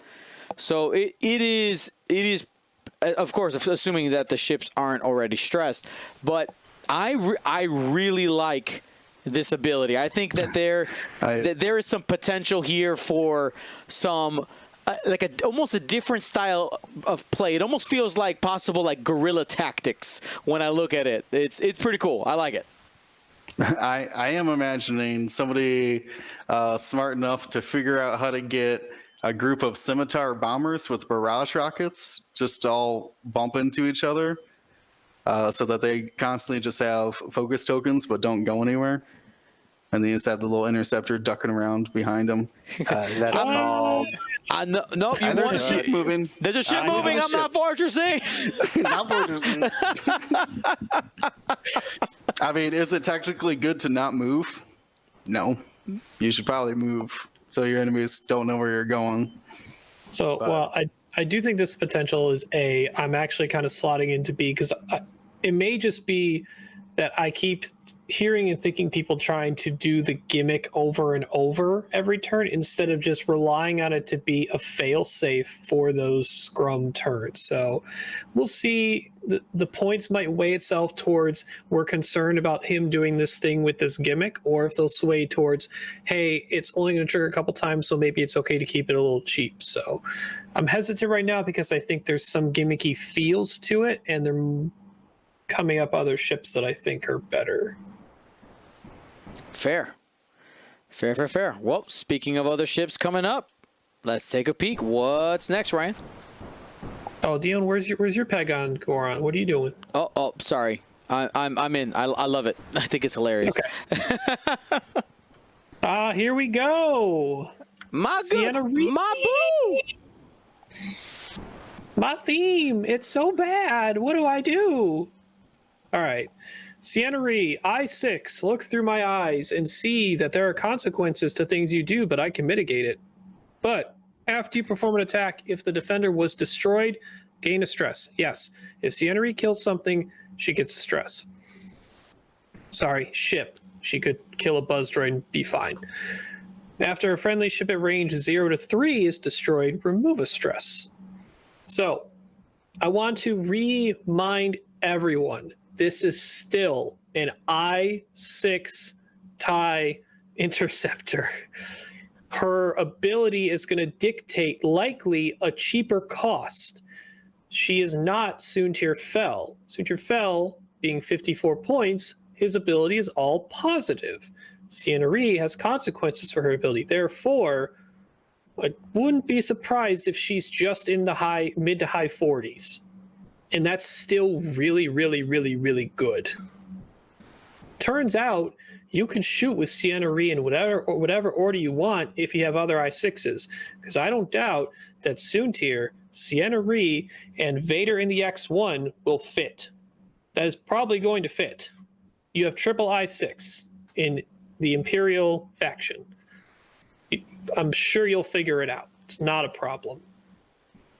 I think Ciena Ree at minimum is A, probably not S, has potential to be in S, but you're likely finding ways to put Soontir in a list, not Ciena Ree. So I say Ciena Ree fits in A tier. You are baseline an I6 TIE interceptor. Well, yep. I put up our very first YouTube short about Ciena Ree because I was like, I remember just the day it came out, I was like, I just got to say something about this because there was too many people saying that she's bad. Immediately be like, consequences? Nah, I'm out. This is not. I wanted another Soontir Fel. That's what they wanted, right? I want another Soontir Fel. To be frank, the ability. You're Marcel. Is bad. The ability is bad. Sure. It's a detriment. I would rather have a nice 6 with 0 ability than this, but it's still an initiative 6 TIE interceptor. But I would rather have no ability than this. I mean, I think that the second half of the ability is still pretty good. After a friendly ship at range 0 to 3 is destroyed, remove 1 stress token. Like, you can easily fit like 6 no problem TIE fighters. That's 140 points or something like that, right? Like, you can get a lot of ships in the list with her, and you can double reposition every single round, have a fully open dial, just as long as they're killing 1 TIE fighter. Like, you don't care. I just don't think that. I don't know how many ships Ciena Ree is going to kill per game to where that's going to be a detriment. Most of the time, I'm going to be holding on to her focus, right? For defense, whatever token she took, if she's in arc, we'll see how many times that ability triggers. It could cost you. Like, I do think that would be funny for your opponent to be like, nah, I won't spend the token. You can kill my TIE fighter or my Z95 or whatever, my Vulture. I don't care. Like, I'll lose my Vulture to double stress your I6. Not a problem. But then you also have to then not kill any of her friendlies for 2 turns, though, either. What's also interesting is we'll get to the upgrade later, but just mentioning it now, her with Disciplined, that's pretty solid, actually. I mean, she probably wants stuff like Predator, but if a friendly ship dies and she has Disciplined, and that friendly ship also is Disciplined or is named, she ditches her stress. If she auto-thrustered in the activation, that's gone, and now she could Discipline and use auto-thrusters again. So, thank you, Ryan, for bringing up the faction things. Have we not forgotten that Ruthless is an Imperial faction card? What if you shot range 1, spent your focus, and Ruthless to kill one of your friendly ships to then kill an enemy ship? That's an even trade at that point. Like, I could definitely see her just Ruthless in a bunch of TIE fighters. They tried to make this ability thematic, and then Will just like, No. No. We're gonna kill all of our friends. we ain't getting stressed. We kill them So all. what's the order of operations on that? Because ships are destroyed when they're destroyed, right? But they're not removed until the end of the initiative step, correct? Yeah, you would clear this. You would clear the You would clear the stress first when you ruthless, because they would be destroyed immediately. All effects from them being destroyed would trigger. Would be in that modification of you modifying the dice, and then the enemy theoretically dies, and then would apply that extra stress. But if you stress yourself from auto thrusters, it's then gone. And if you're not stressed, whatever, you're probably just not dealing with one stress anyway. Now, here is another possible take on Sienna Ree. One elite pilot talent, and of course, we're assuming that she gets a pilot talent that could be good for her. That is really, really cheap. Is Deadeye shot? We don't see it too often. But if you're not necessarily trying to, if you're in a situation where you're not trying to actively destroy ships, I know that's like against the core mechanic of the game, but Deadeye shot, if you guys don't remember, reads, while you perform a primary attack, if the defender's in your bullseye, you could spend one hit result or change one crit to a hit. If you do, the defender exposes one of its damage cards. It could put you in a situation where you're taking tactical advantage and hurting your opponent with crit cards that could end up giving you an advantage later on, revealing something like a structural damage. Now, if you reveal a direct hit, then you're going to get the stress. But that's, you could. Though? So, question, rules wise, if you're in a shot and you've done no damage, like they rolled their defense dice and you've done no damage, but they exposed the damage card and that's what kills them. Did you actually kill that ship? Yeah, but it was destroyed after you performed the attack. You performed an attack and they were destroyed, and now it's after that attack. Okay, I've never thought about if that would matter. Now it does. I don't know what that ruling technically would be. It's just because Sienna Ree's ability, it says after you perform an attack, so that attack fully resolved, and they're looking for what happened in the attack. Okay, good clarification. But yeah, so that I shot, I just look at it and I go, that it's 1 point. If you got it in, if you could fit, mind you, Ruthless is pretty cheap too. What is Ruthless at? Ruthless is also 1 point. 1 point. So if I look at Deadeye shot as maybe an option if you're going for the ace version of it. If you're going for aces, maybe that's where you go, or something with like a 4-ship list. If you're going with Swarm, like you were mentioning, Will, Ruthless is probably the way to go. Just throwing this out here. Assuming Sienna Ree is mid-40s, right? Uh-huh. Are you willing to spend 14 points for an I-6 coordinate? Are you? Are you talking about putting squad leader on her? Yeah.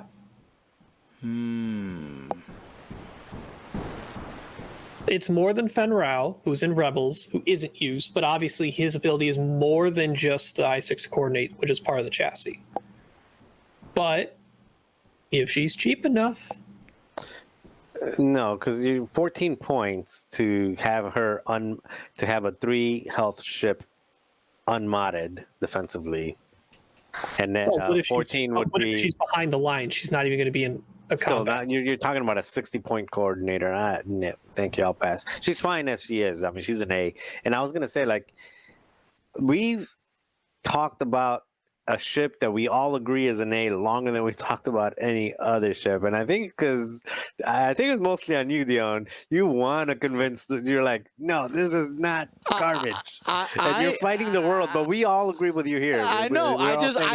We gotta put our argument out there so that when it happens and Sienna Ree is good, we go back and say, listen to episode 198 and read them and weep, baby. That's all. That's all I want. Okay, let's move on. I agree. We got to keep the train moving. Choo choo. Hit it, Marcel.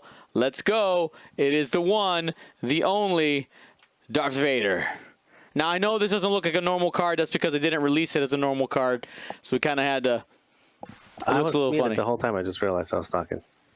Yeah, it's like Christmas time for me. I get all the good ones today. Ooh. Let's see. Darth Vader. You cannot, on the defender, no less, with 3 force. You cannot spend force except while attacking. While you perform an attack, you may spend the force to change one of your blank results to a hit result. Good Lord. Yeah, this is actually, I don't want this one because, well, let me see. So it's going to be great. And I think everybody knows it's going to be great. And everybody knows that the ability combined with the chassis, combined with the, what is that called? With the full throttle of free evade. So you've got the potential of moving, shooting, even if you get a blank focus hit, turning that into 3 hits, and then still being protected behind an evade, a focus, and 3 agility. I mean, I'm just gonna throw it up here, and the only thing that'll take it down from there will be the points. But it's just impossible for an Initiative 6 defender with 3 force and the ability that he has to not be S tier. It just, it's impossible for it not to be up here. All right, real quick though, gotta mention it since we talked about Vader. If you have not taken the Vader Charity Point Challenge, type !Vader in the chat. If you're right on the points and you have a potential to win some prizes, and if you're wrong, you give $10 to charity. Super easy. That's all I'm gonna mention about it. We'll put more details in the description down below on YouTube. But yeah, if just !Vader, check it out. Super fun and easy, and a great way to just raise some money for a charity of your choice. All right. Wait, William, what are you doing here? Oh, Will's got a hot take. Wow. The Vader in the Defender conundrum. I'm trying to put all my opinions into a minimal sentence here.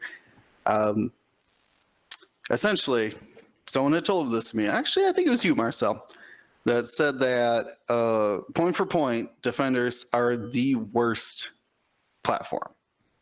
They're highly defensive, sure, but they don't. They only retain points. They don't go out and get points. And I just don't think that a single 3-dice gun is going to be able to make up the 100+ points of Darth Vader every game. I'm still putting him in A. He will be good, but I don't think that this is something that we should shut down the whole Empire faction just to only run Darth Vader Defender. We don't shut down the whole faction, but it's definitely S. It's up there with the other Vader. It's up there with Sunter.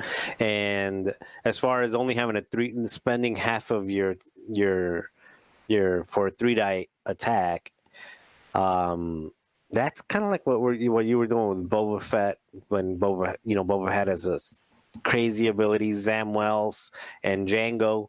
You're spending half your points on either one of those 2 ships because it's those ships only have 3 attack dice. They're not rolling out. They're not putting out torpedoes or anything else to get an additional roll in there. And what they're doing is they're putting out very consistent damage output, and they're very difficult to kill, which is what Vader is. Very consistent damage output, very difficult to kill, but on a fire spray, like a Lone Wolf Dooku fire spray, it doesn't care if it runs into you. It almost would prefer it because it's one less shot coming in. This Vader Defender is gonna be avoiding all blocks at every cost. One block could take down this Vader. Unless he's allowed to have advanced sensors, and then if situationally he could just take an evade and run into the block anyway. lose a shot. I'm weighing on the side that if they're smart enough to not let them use the force on defense, they're going to be smart enough not to give them advanced sensors. Same team. I hope so too. I hope. Otherwise, I mean, yeah, advanced sensors. We're going to get a news tier for advanced sensors, Vader. Small addition. Hopefully, this doesn't take up too much additional time. What if they said he has to take Defender Elite? Because I believe someone told me in the comics or the novels that he's in, he didn't like the original chassis and wanted it modified to his specifications. That would be a game changer. Because now, if they required that, they wouldn't have printed full throttle on his card. Because then you don't lose as much. Probably, yeah. Yep. I like the theme thought on that, and you're right. He had his mission on the Defender, and he came back and he said he wanted the controls simplified. He's like simplify the controls so more people can fly this, make it faster, and make it shoot even harder. That's basically what he rolled up to Thrawn and said. So, yeah, we'll end up we'll see where that is. There we go. We'll leave that one alone. Let's keep on rolling. Take it. Is it my turn? It's my turn. Gideon Hask, Initiative 4, Interceptor, Inferno 2. While you perform an attack against a damaged defender, roll 1 additional attack die. So same ability as he had in the TIE Fighter, just now in a Interceptor. I mean, so Gideon Hask, I've always looked at him in the TIE Fighter as a great filler ship. I'm suspecting because of the auto thrusters capability, the auto thrusters platform, for him to be a little bit more expensive than that. But we have this interesting kind of war that happens at Initiative 4. There's a lot of middle. That's definitely that crowded middle tier of Initiative 4, and I think that you could potentially get some big hits, but he's still just Initiative 4. Will he see play? I think people will try it first, but I'm going to place him in the B tier.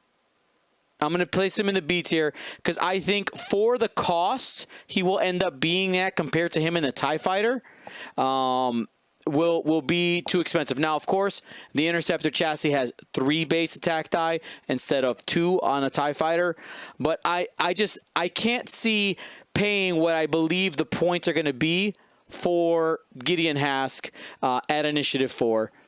But if the price is right, of course, always, yeah. That's where I'm placing him at Initiative 4. Thought, dissent, boom. First disagreement. Ryan disagrees. So Marcel disagrees. Gideon, we know, is something that was already used as a TIE Fighter, at least as a filler in a lot of Empire lists early on in X-Wing, and was kind of part of, I think people call it the yeet down, utilized Gideon very well. Gideon is going to likely want a list that has mostly I-4 and above, just the more likely triggers ability and shot order control. But I mean, so Pure Sabak, similar but in reverse, kind of, because it's on his health and it has to be more than 1 damage card, is the ability to sling 4 dice at some point from base range. Gideon at range 1 will be 5. Same with Pure Sabak. Pure Sabak's not good right now. It is a striker chassis, which is very, very easy to bring down if focused, but is enough of a distraction sometimes. If Gideon becomes enough of a distraction, or if people ignore him a little bit before he gets too scary, so it's not as much of an early threat, it's more of a later threat. If protected well or played correctly, it could be a really good steamrolling closer, not in the sense of an ace, but a closer in sense of you secured the damage you need to do for then your closing ace to really close out the game. I just think you're adding an entire attack die. That's always really good. He could be expensive, you might not. I-4 still valuable, as we know. So I think he'll be A tier myself. Yeah, I think the reason I think A for the same reason, it makes him a priority. Same way that it makes, to your point, Pierce Savak a priority. The only difference is it's much harder to kill a TIE Interceptor than it is to kill the other, Pierce Savak. So, yeah, definitely you want to protect them, and then imagine this thing is going to be shooting. It doesn't have to be hurt, and it can, be shooting 4 or 5 dice at range 1. And if it's chasing some things like late game, it's going to put some hurt on things. I guess one of the reasons I have reservation is because of the condition, right? It does require the enemy to be damaged. And Ryan, you did mention there was a list early on in second edition. You called it the Yeet Down, right? It was for me. It was a bunch of initiative 4s, right? There was Vermeil. There utilized, was Gideon. It was Gideon. Vermeil actually had Vader in the X1 originally. Yeah. And then the 4th ship kind of flexed around, sometimes being actually Countdown, who I know is Countdown's I4 or I3. He's I4, right? I think he's 4. He's I4. Yeah. Okay, yeah. So all I4, yes. So you shot order control allows Gideon to trigger. Yeah. So, I can see that, but if that's the way that you need to fly it, you're going to end up locked in a in a specific list for him to be used, which is why I'm a little hesitant, because you very well could just end up being a generic Initiative 4. Initiative 4 Interceptor that we don't see. We don't see them played. The Saber Squadron, I think it is Initiative 4. Or is that one? We've seen a ton of them in the hyperspace events. In hyperspace.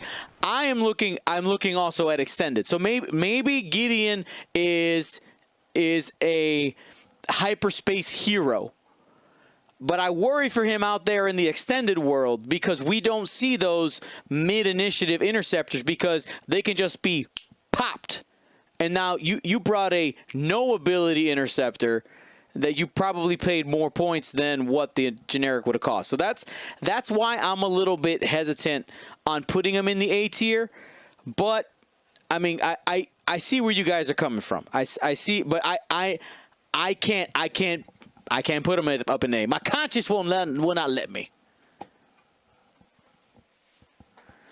So that's where we end up. Looks like the team is split on that one. Yeah.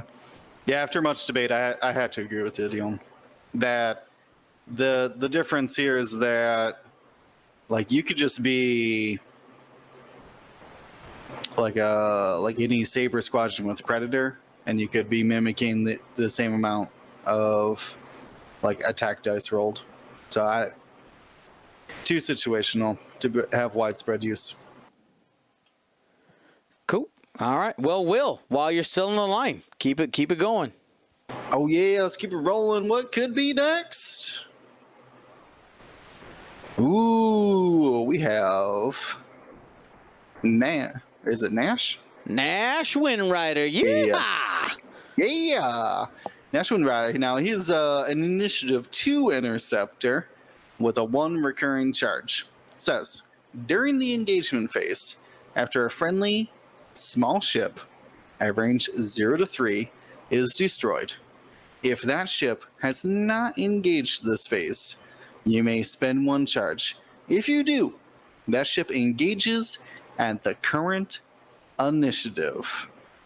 So it's, let me just double check that. So only during the engagement phase. So no running over rocks just to shoot. And I believe bombs as well. Bombs are technically at the end of activation before the start of engagement phase. So it can't be bombed either. It has to actually be shot. I guess Deadman Switch would work too. But anyways, has to be an engagement phase. Has to be a small ship in range 3 of Nash. And it only works once per round. Wow. This little guy is the smallest little warthog that there ever was. If you're a longtime player, I didn't even notice what's going on up here.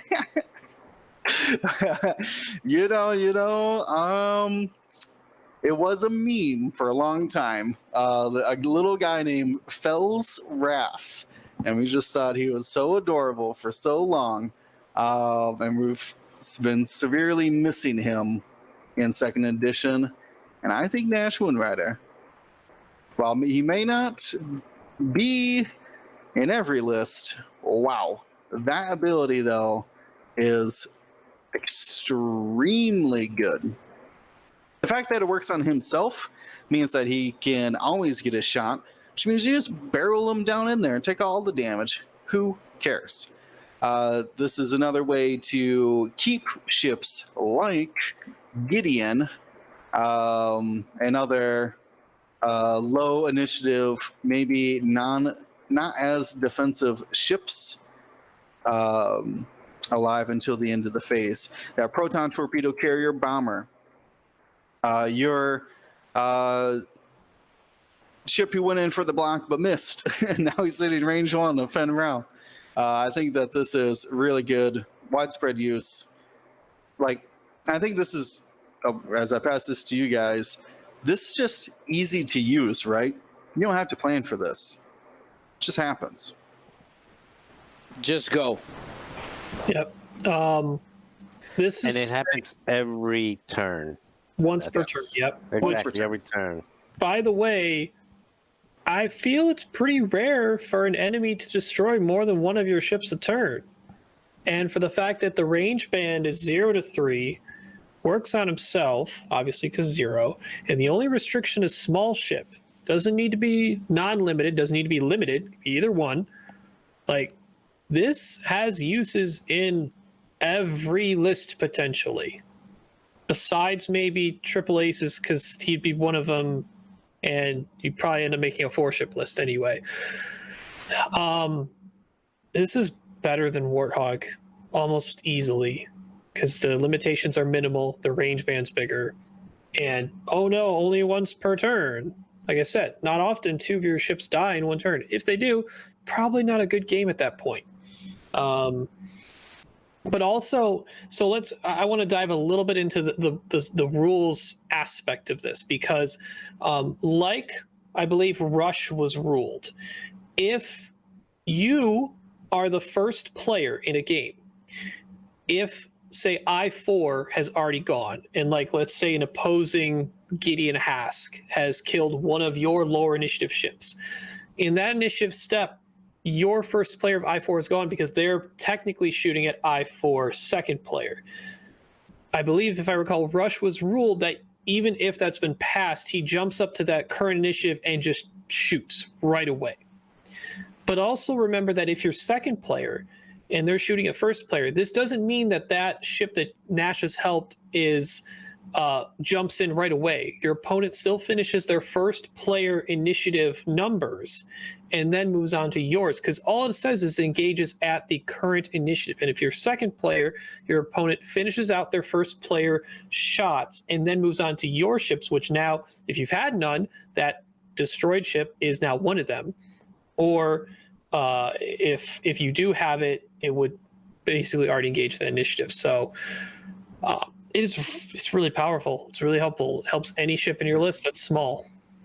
Yeah, I really want Nash and Sienna Ree with Ruthless and just as many TIE fighters as I can pack in, and just see them just blasting through those TIE fighters, but still letting them shoot would be great. But also, like, it just says engage. It's not like those revenge type things where you have to shoot the thing that killed you or shot at you. You just get to engage with that current initiative. So opposing ship at I4 kills friendly ship. That killed friendly ship now jumps up to I4 and they're engaged. They shoot. They could shoot someone in your list that's a lower initiative and initiative kill them. Yeah, this is what I'm saying with Ruthless. Like, kill an academy with Ruthless, and all of a sudden it's shooting at Sienna Ree's I6. Mm-hmm. That's crazy. What? Wow. I just want to know what the fun in things that could happen if you opposing ship kills someone, you nash them up, your nashed up ship kills someone else, they had a nash, they jump up immediately, and it's just chaos. But we'll figure it out. Fantastic. All right, Nash, super good. Let's go. Last Imperial. Volt Scarus in the Interceptor. Same ability as the Defender. Obviously going to be much cheaper because it's in a different platform. I5, just like in the Defender. A lot of the same things that we had mentioned in previous cast about the Defender version, just cheaper. Chance that he may see more play in this platform because you have auto thrusters. Again, I'm still kind of subject to his ability kind of leans more towards someone coordinating his actions so he can then clear it with a blue, but I'm not sure if I'm investing that much into it. I think at highest a B, but I'll listen if people want to drop it even to a C.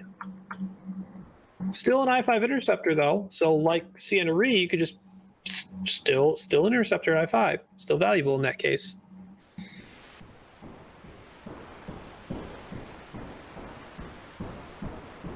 Do you think, I know we haven't quite gotten to it yet, that Volt Scarus might be one of the better sensitive controls carriers? Because you could. I would say no, because you can take his action and then boost. Well, because I guess you'd be stressed then, wouldn't you?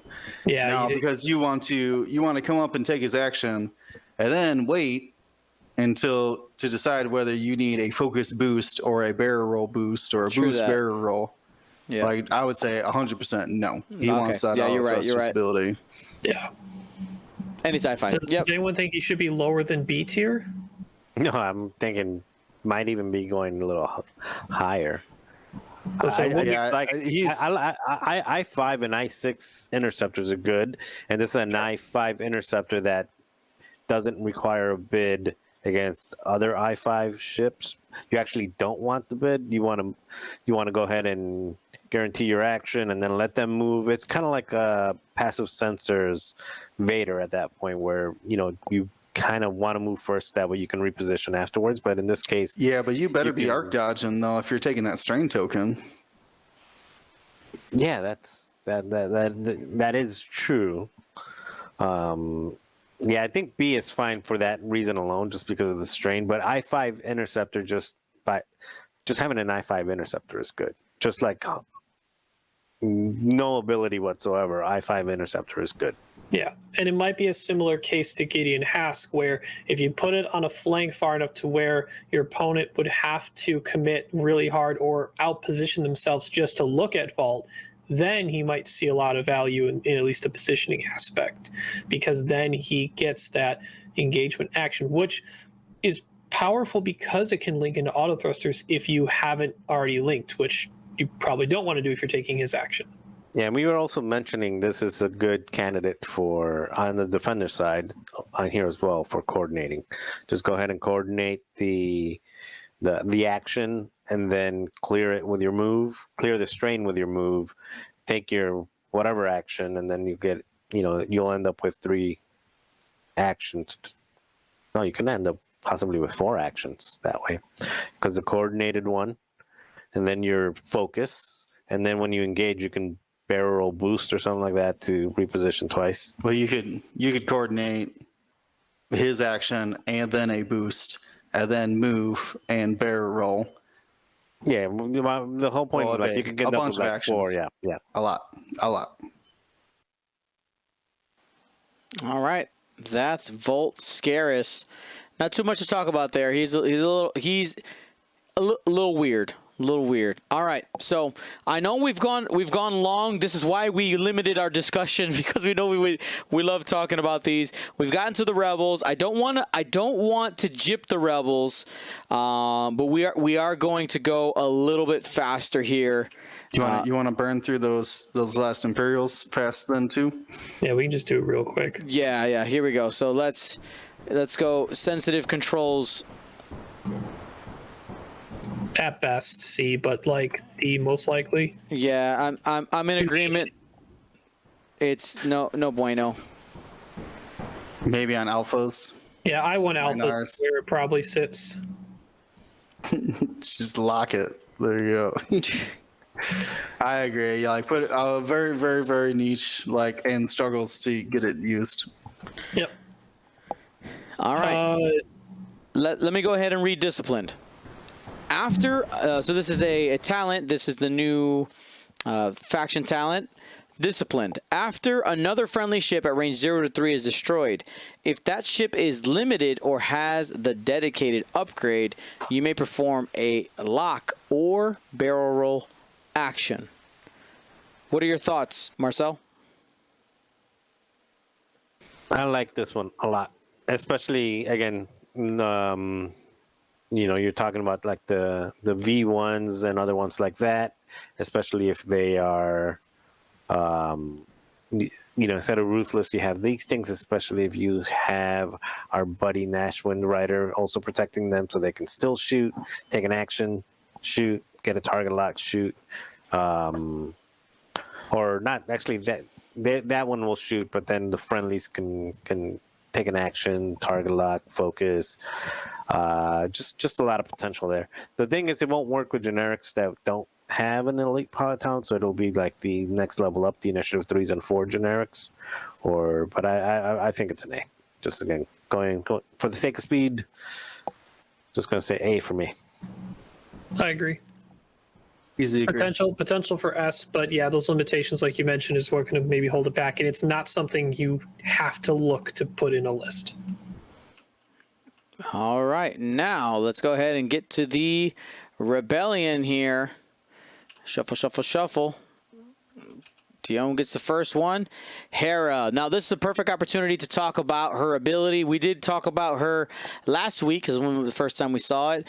Ability. While another friendly ship at range 1 to 2 defends or performs an attack, you may transfer one of your focus tokens, evade tokens, or locks to that ship. So, the debate that was going on in rules forums all over the place is when does this ability trigger? And from on high, the word is this will be ruled. This can happen at any point while attacking or defending. At any point, just be like, here you go. Here is a token. So there's no limitations to her ability, except the tokens that you have available to you to pass. That is it. I look at Hera. She's I6. She can be extremely useful. I think her one limitation is that, of course, if she's giving away tokens, she doesn't have them herself, though she can probably get them from other places. Rebels are really good at synergizing. I'm going to go ahead and take Hera, and because she's I6, and she can, she has some maneuverability, which will allow her to stay alive longer. I'm going to go ahead and put her in the A tier.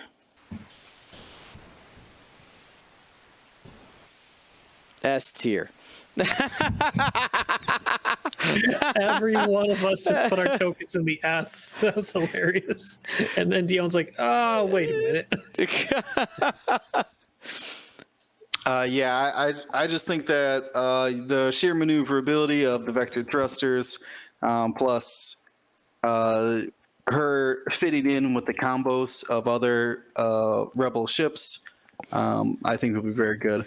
Also, as a note, tracer missiles. If you can keep your focus on that tracer missile, give everybody a lock, and then give someone an extra focus too, man, that's gonna be good. You're right. The timing on that ability is just too good. It's perfect information on your dice rolls. Yep, it's true. All right, what's next?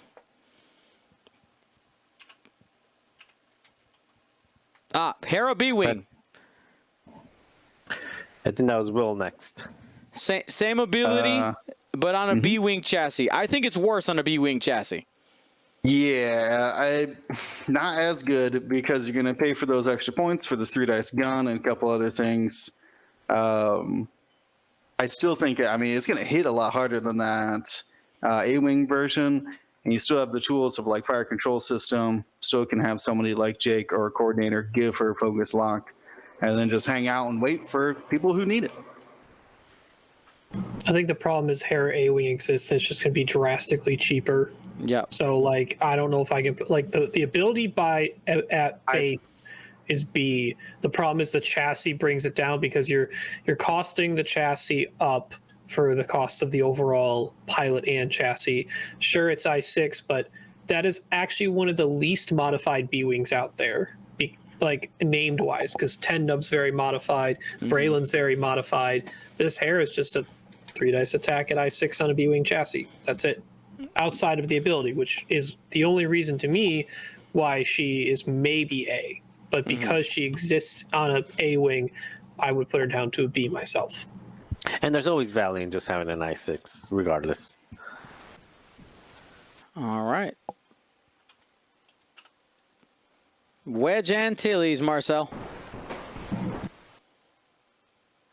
All right, I'll take it. It was Ryan, but Ryan... Oh, sorry. Good bump. Ryan. It was on Dion's orders. But all right, so Wedge, baby Wedge, I4, basically the same build he had, but with a couple caveats. It has to be in the front arc, and it has to be a primary attack. He's learning. He's younger. He's not as good as he's going to be. You know what? Cheap pocket ace-ish I4. Not expecting to be that expensive. Probably cheaper than Jake, right? So like that's solidly cheap. So, you know, I would say it's between B and A for me. But I'm going to say baseline, solid, good, but doesn't have to try and fit in the list. Doesn't really need combos though. So like it's like as an RZ1, this can actually do damage. Not that others can't, but its regular attack can help push a little, just a little bit extra damage through. But I'll say, I'll go B as of now, but potential for A for sure. The on cost.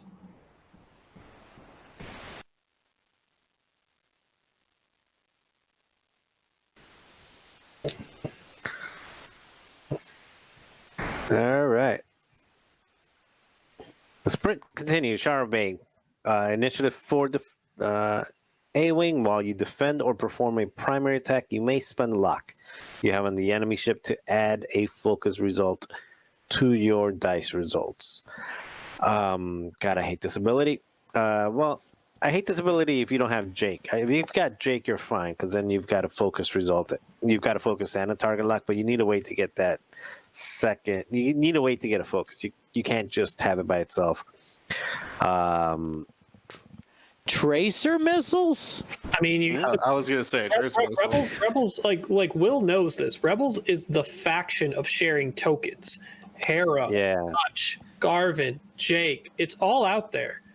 Yeah, you could find ways, man. Like, no, I know you can find ways. And this Shara is not Arc Shara. This Shara can use it on defense, and it will actually really matter. Oh, if yeah. necessary. Yeah, you just need to be able to... She's not self-sufficient like Wedge is self-sufficient. So I would even think she has the potential to be better than Wedge when she has... not really, because there's no way for her to... Yeah, but you even have a focus and a lock, and then when they shoot you, you spend both. Unless they shoot so much before points you. to defensive. Yeah, I mean, no. okay, yeah. Like, so I definitely get Marcel's thought. Like, I think she might be a sleeper hit depending on how cheap you might be able to put together her token combination you need to get. She might be one of the ships that is a solid candidate for the vectored cannons, because shooting that attack out the front and you go in on the initial attack, you maybe want to shoot your front if you can, but you'll use it defensively to get past in the later rounds and use that really good shot out the back. Yeah, I'm just putting her in B. Like, she can be in A in situationally if she's with Hera or with Kyle Katarn.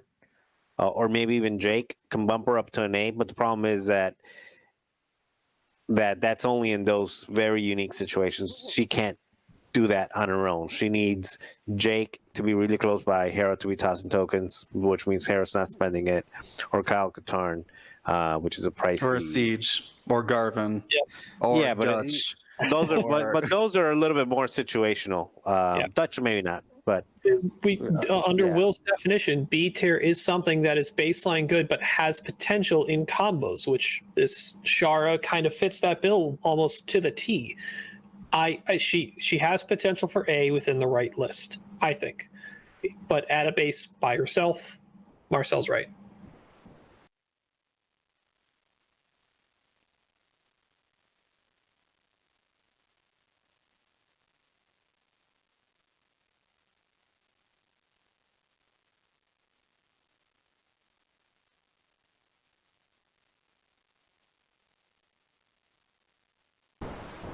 Dion, chat says you're muted. Let's try that again. So we got Derek Clivian in the A wing. After you acquire or spend the lock, you may remove one red token from yourself. So, I mean, when I look at Hobby, that's his subtitle. He's obviously not. It's a useful ability because of vectored thrusters, right? But what this shows me, of course, that you are not taking green tokens all the time. But we just finished going through this whole conversation about how you can share all these tokens. So I think Derek Clivian ends up slotting in also in that B tier, that kind of combo wing, missile carrier, shenanigans out there. Like we literally see his ship shooting off a missile. That's what he's going to be good for. I'm looking at Derek Clivian, B tier. The pricing of the other A wing, so I do think have a little bit better abilities, might end up dropping him to C tier or just not used as much. But we'll end up seeing. We'll end up seeing where he ends up being. I'm going to slot him in B. I think me and Marcel both have him at C. Not as powerful an ability as Shara for that sharing token stuff. Probably a solid Tracer missile carrier, but then you're missing out on a lot of your I-4s taking advantage of Tracer as well. True that.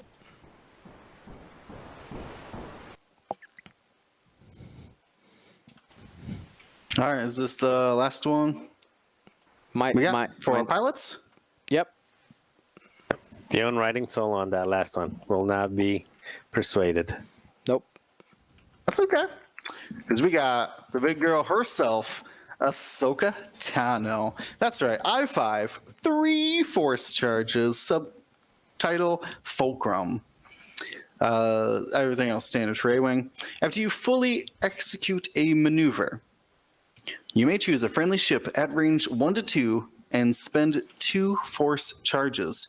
That ship may perform an action even while stressed. This ability is amazing. With the new release of Patience, Ahsoka could, while it would hurt her offense, she can provide this coordinate ability at I-5 every turn. As it sits right now, you can easily spend the first 2 turns of draining your force to get to these coordinates off. And this is not in addition, or this is in addition to her regular actions, totally separate. And that clause, that the ship may perform an action even while stressed, I think has opened up her Aether Sprite ability to new levels.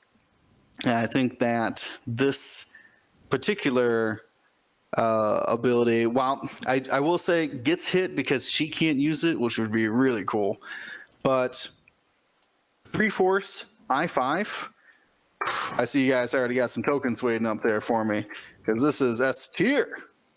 Oh man, so good. White evade force. How are you gonna kill this A-Wing? Just press the easy button, S tier.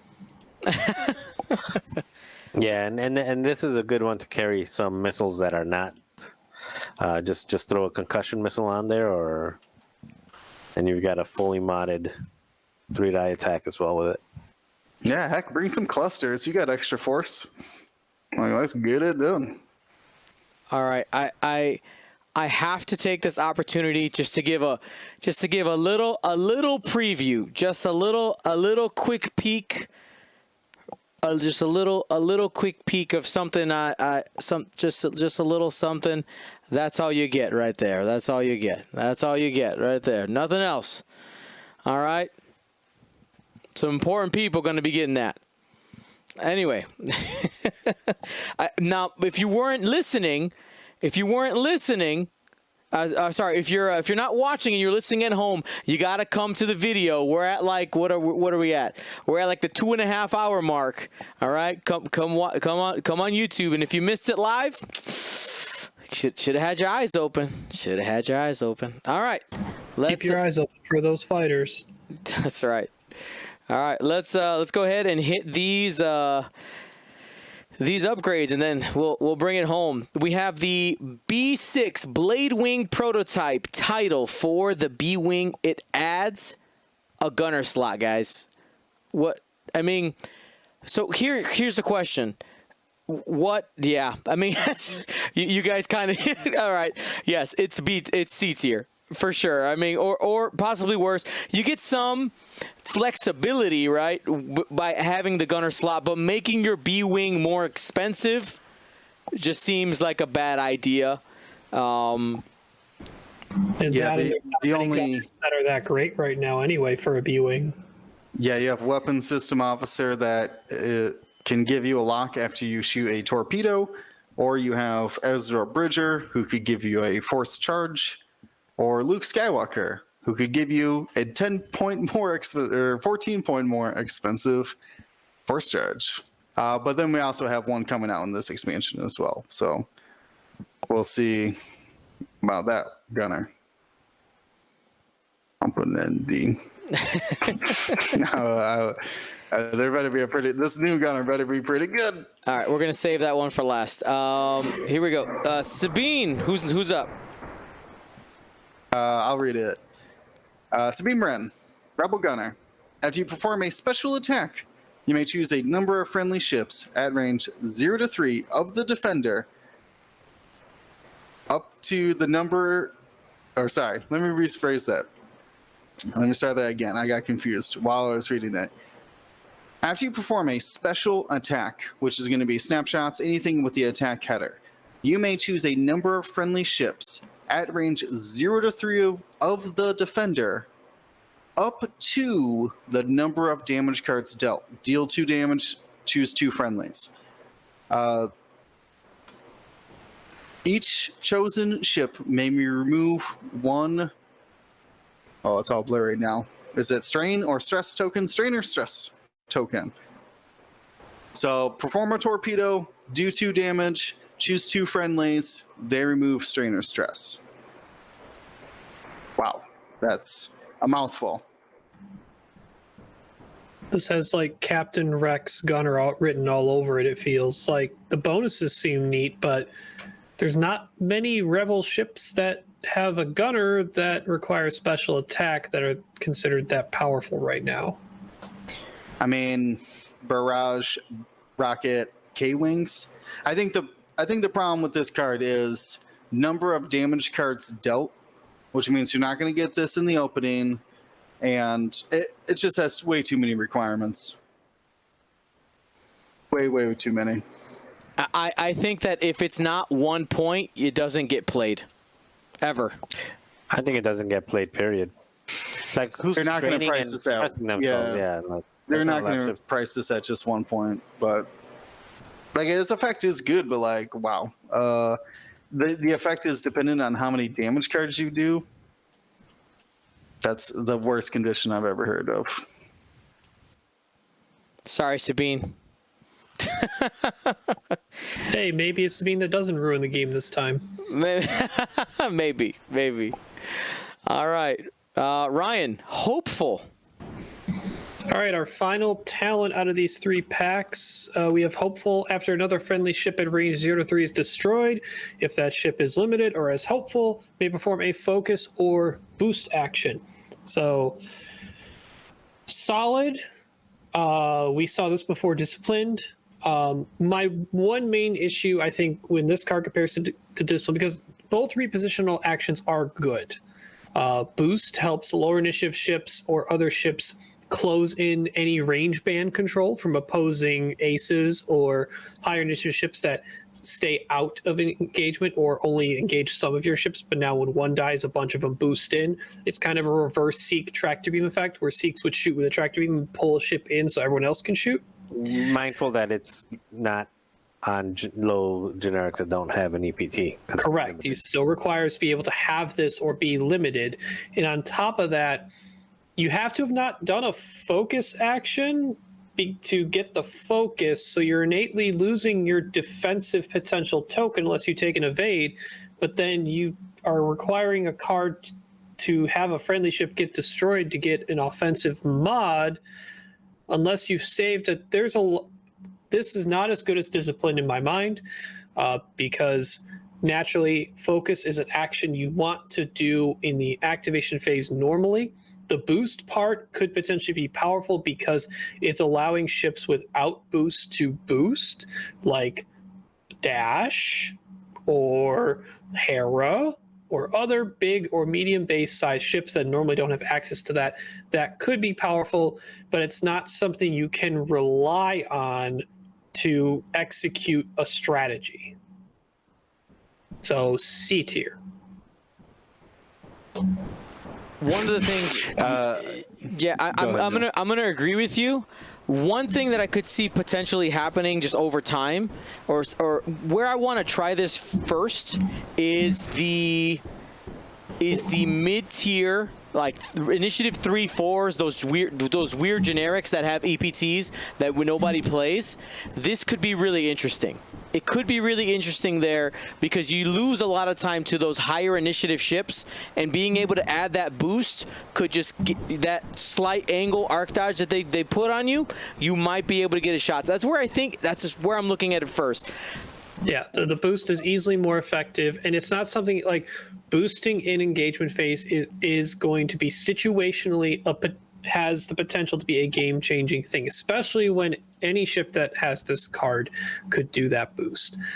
I see Will and Marcel putting it in D tier. I can't put it there just because of the potential. There's not this has the same triggers as Cutthroat and Discipline. Its focus aspect isn't going to be as helpful as the lock from Discipline, but that boost as a reposition in the engagement phase has a shot. All right. Again, not something you can rely on, but you're not relying on something in Discipline either in that regard.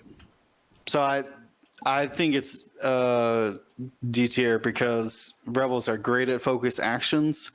Is like, unless you're a one agility ship, you're probably focus action for Rebels. The only way I think it could work is like a rogue squadron E-wing who does have a linked action off of that boost, and they also have an evade action they could be taking, so they could utilize both of those free actions. But then you're not going to get as many ships, and you're waiting on someone to die for this. So how often is that going to happen? I think that's the difference, is that I can see Scum has R5TK and other ways to do damage to your own ships. Empire has Ruthless. Rebels has no way of triggering their own friendly's death. Not only that, also I think there's a lot that goes into, what can you possibly pair it with? To your point, Ruthless, but also Nightingale or Wrath or Ray, or what is this person's name? Oh, I already forget. Nash? Talking about Nash? Literally have no idea what one. you're saying right now. I think he's talking about Nash. What I was talking about. Yeah, Nightingale and Rider, same thing. Frank Nightingale. Like there's Marcel needs that a whole series of alt art cards with all of his alternative names. Coming soon. I don't even remember them myself, so I don't know. Fantastic. All right, now let's go ahead and hit our last card here. We'll make it a little bit of a group debate, but we'll start. Who's up? I think it's Marcel, isn't it? So Marcel, vectored cannons, the RZ-1. Gain a turret indicator. Treat your arc requirement of your front arc primary attack as a turret. So it replaces the front arc symbol on your card with a turret. Replace your vectored thruster ship ability with the following: vectored cannons. During the system phase, you may perform a red boost or rotate action. You can rotate your turret indicator only to your front and back. So, okay. So I am very split on this, and both are in ways that I'm going to make a lot of not friends here. I don't like this card. I like the potential of it.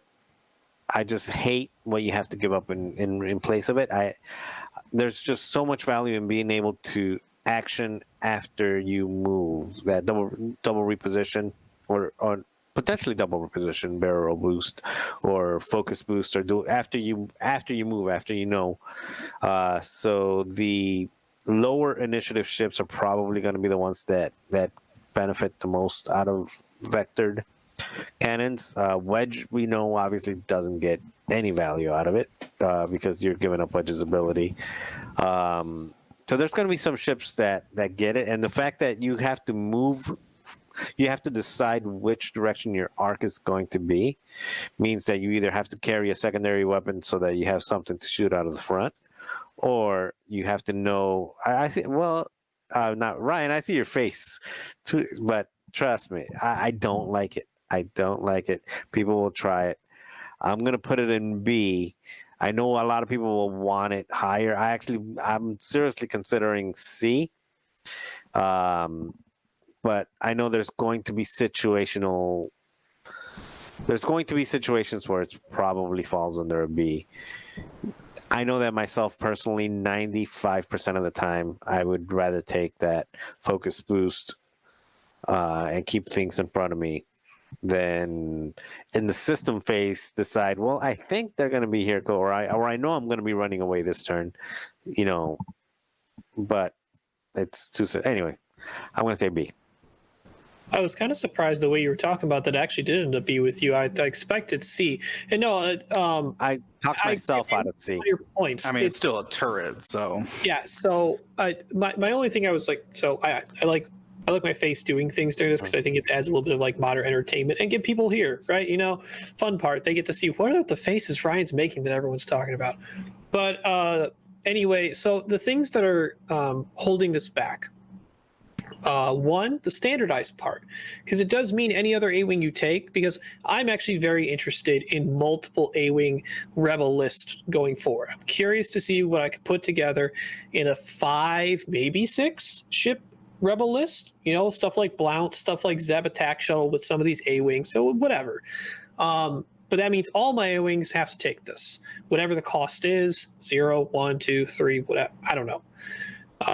But I only wanted on a few of the A-Wings. The generics is one, because their decision-making information is already at the beginning anyway of the activation phase. And I know this is chosen system, but it's close enough, similar to our I-1 interceptors. But I could see it useful. We talked about Shara Bay earlier. Her attack threat becomes bigger because it's not only locked to the front arc, she gets defensive on the way in and then turns the arc back and then gets offensive on the way out. I don't think you need a secondary weapon per se to make these worth it. I think it's very, we know from RZ2s, it's generally very obvious when you're going to turn your arc, when it's going to matter. You've already planned out your maneuver. It's obvious to you, but not to your opponent. And that's the thing about the RZ2s, that the opponent doesn't know which direction you're going. As soon as you change your dial, now they do. It's kind of it's kind of like Agile Gunner, right? When Agile Gunner, you're basically you get to change it for free, but you're telegraphing your move and you're giving up, the telegraph Sure. in exchange for having it where you want it to But be. obviously that is in a state of RZ2s when that's built into the chassis. This is at least giving the RZ1s the chance to even have that threat at all. Okay, because it's designed with the effect that the RZ1s are not as well developed as the RZ2s that can rotate their turrets better than the RZ1s can. What I think this is still okay on Jake, because Jake now has the Is opportunity. Leon trying to talk? Yeah, just sorry, real quick. What if this is free? I'm still putting it in B. Maybe C. I'd Still- rather have the I was just curious on your thoughts on that. Like, if it just straight replaced, if the only thing it did was replace the what is it? Vector Gyros- thrusters with vector yeah. cannons. Yeah. I see it worse than the native ability, in my opinion. Yeah, there are definite pilots that want to maintain the ship ability that already has. Like, I don't think Ahsoka wants this. I don't think Hera wants this. Jake, it's debatable, because now I see this as the potential to allow Jake to do a system phase boost to help out ships at lower initiative. Usually Jake wants to be with friends at I-4 and up, because in case the friendly ships want to do a red maneuver or stress themselves in some manner, Jake can help them out first, and then they could do that with his system phase focus action through his ability, and he could still end up barrel rolling after doing a blue maneuver.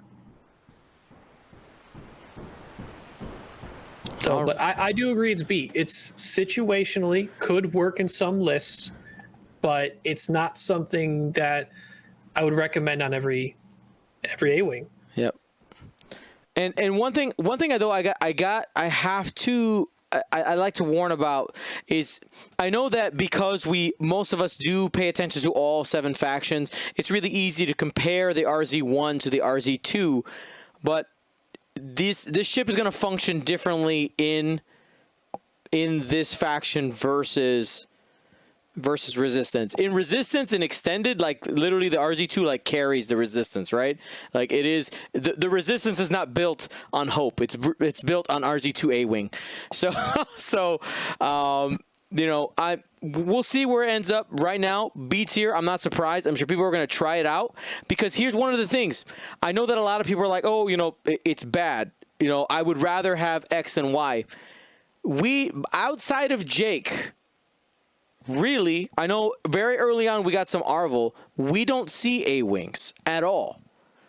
So if this is free, can people find a way to fly the not as often used generics with using this, finding squads where it works? Now, I would agree that most of the new pilots that we're excited about, Hera and Ahsoka, namely, they don't want anything to do with this, right? They want to be able to use that I-5 and I-6 that they have in that card. But yeah, we'll end up seeing where we're at. I'm excited about this. Hopefully you enjoyed our way too early rankings. I'm likely going to take this and chop it up into 3 videos on YouTube, because we had 3 very distinct sections. Hopefully, let me know, do you guys like this? Do you like the way too early rankings, us arguing through these? I know we have a good time going through them. And hopefully those of you listening only via our podcast downloads, we're able to follow better today than in the past. We really try to paint you a picture with our words today.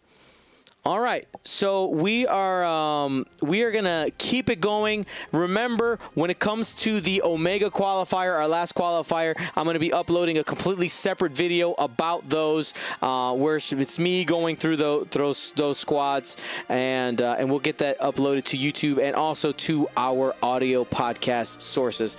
Thanks for listening, everybody. We actually had questions of the week and lists of the week put aside for today, but we predicted that this would take the whole podcast, and it did that and more. So we're gonna call it for tonight. Hopefully you guys enjoyed it. We'll talk later, everybody. Be smart, be safe. Gold Squadron out.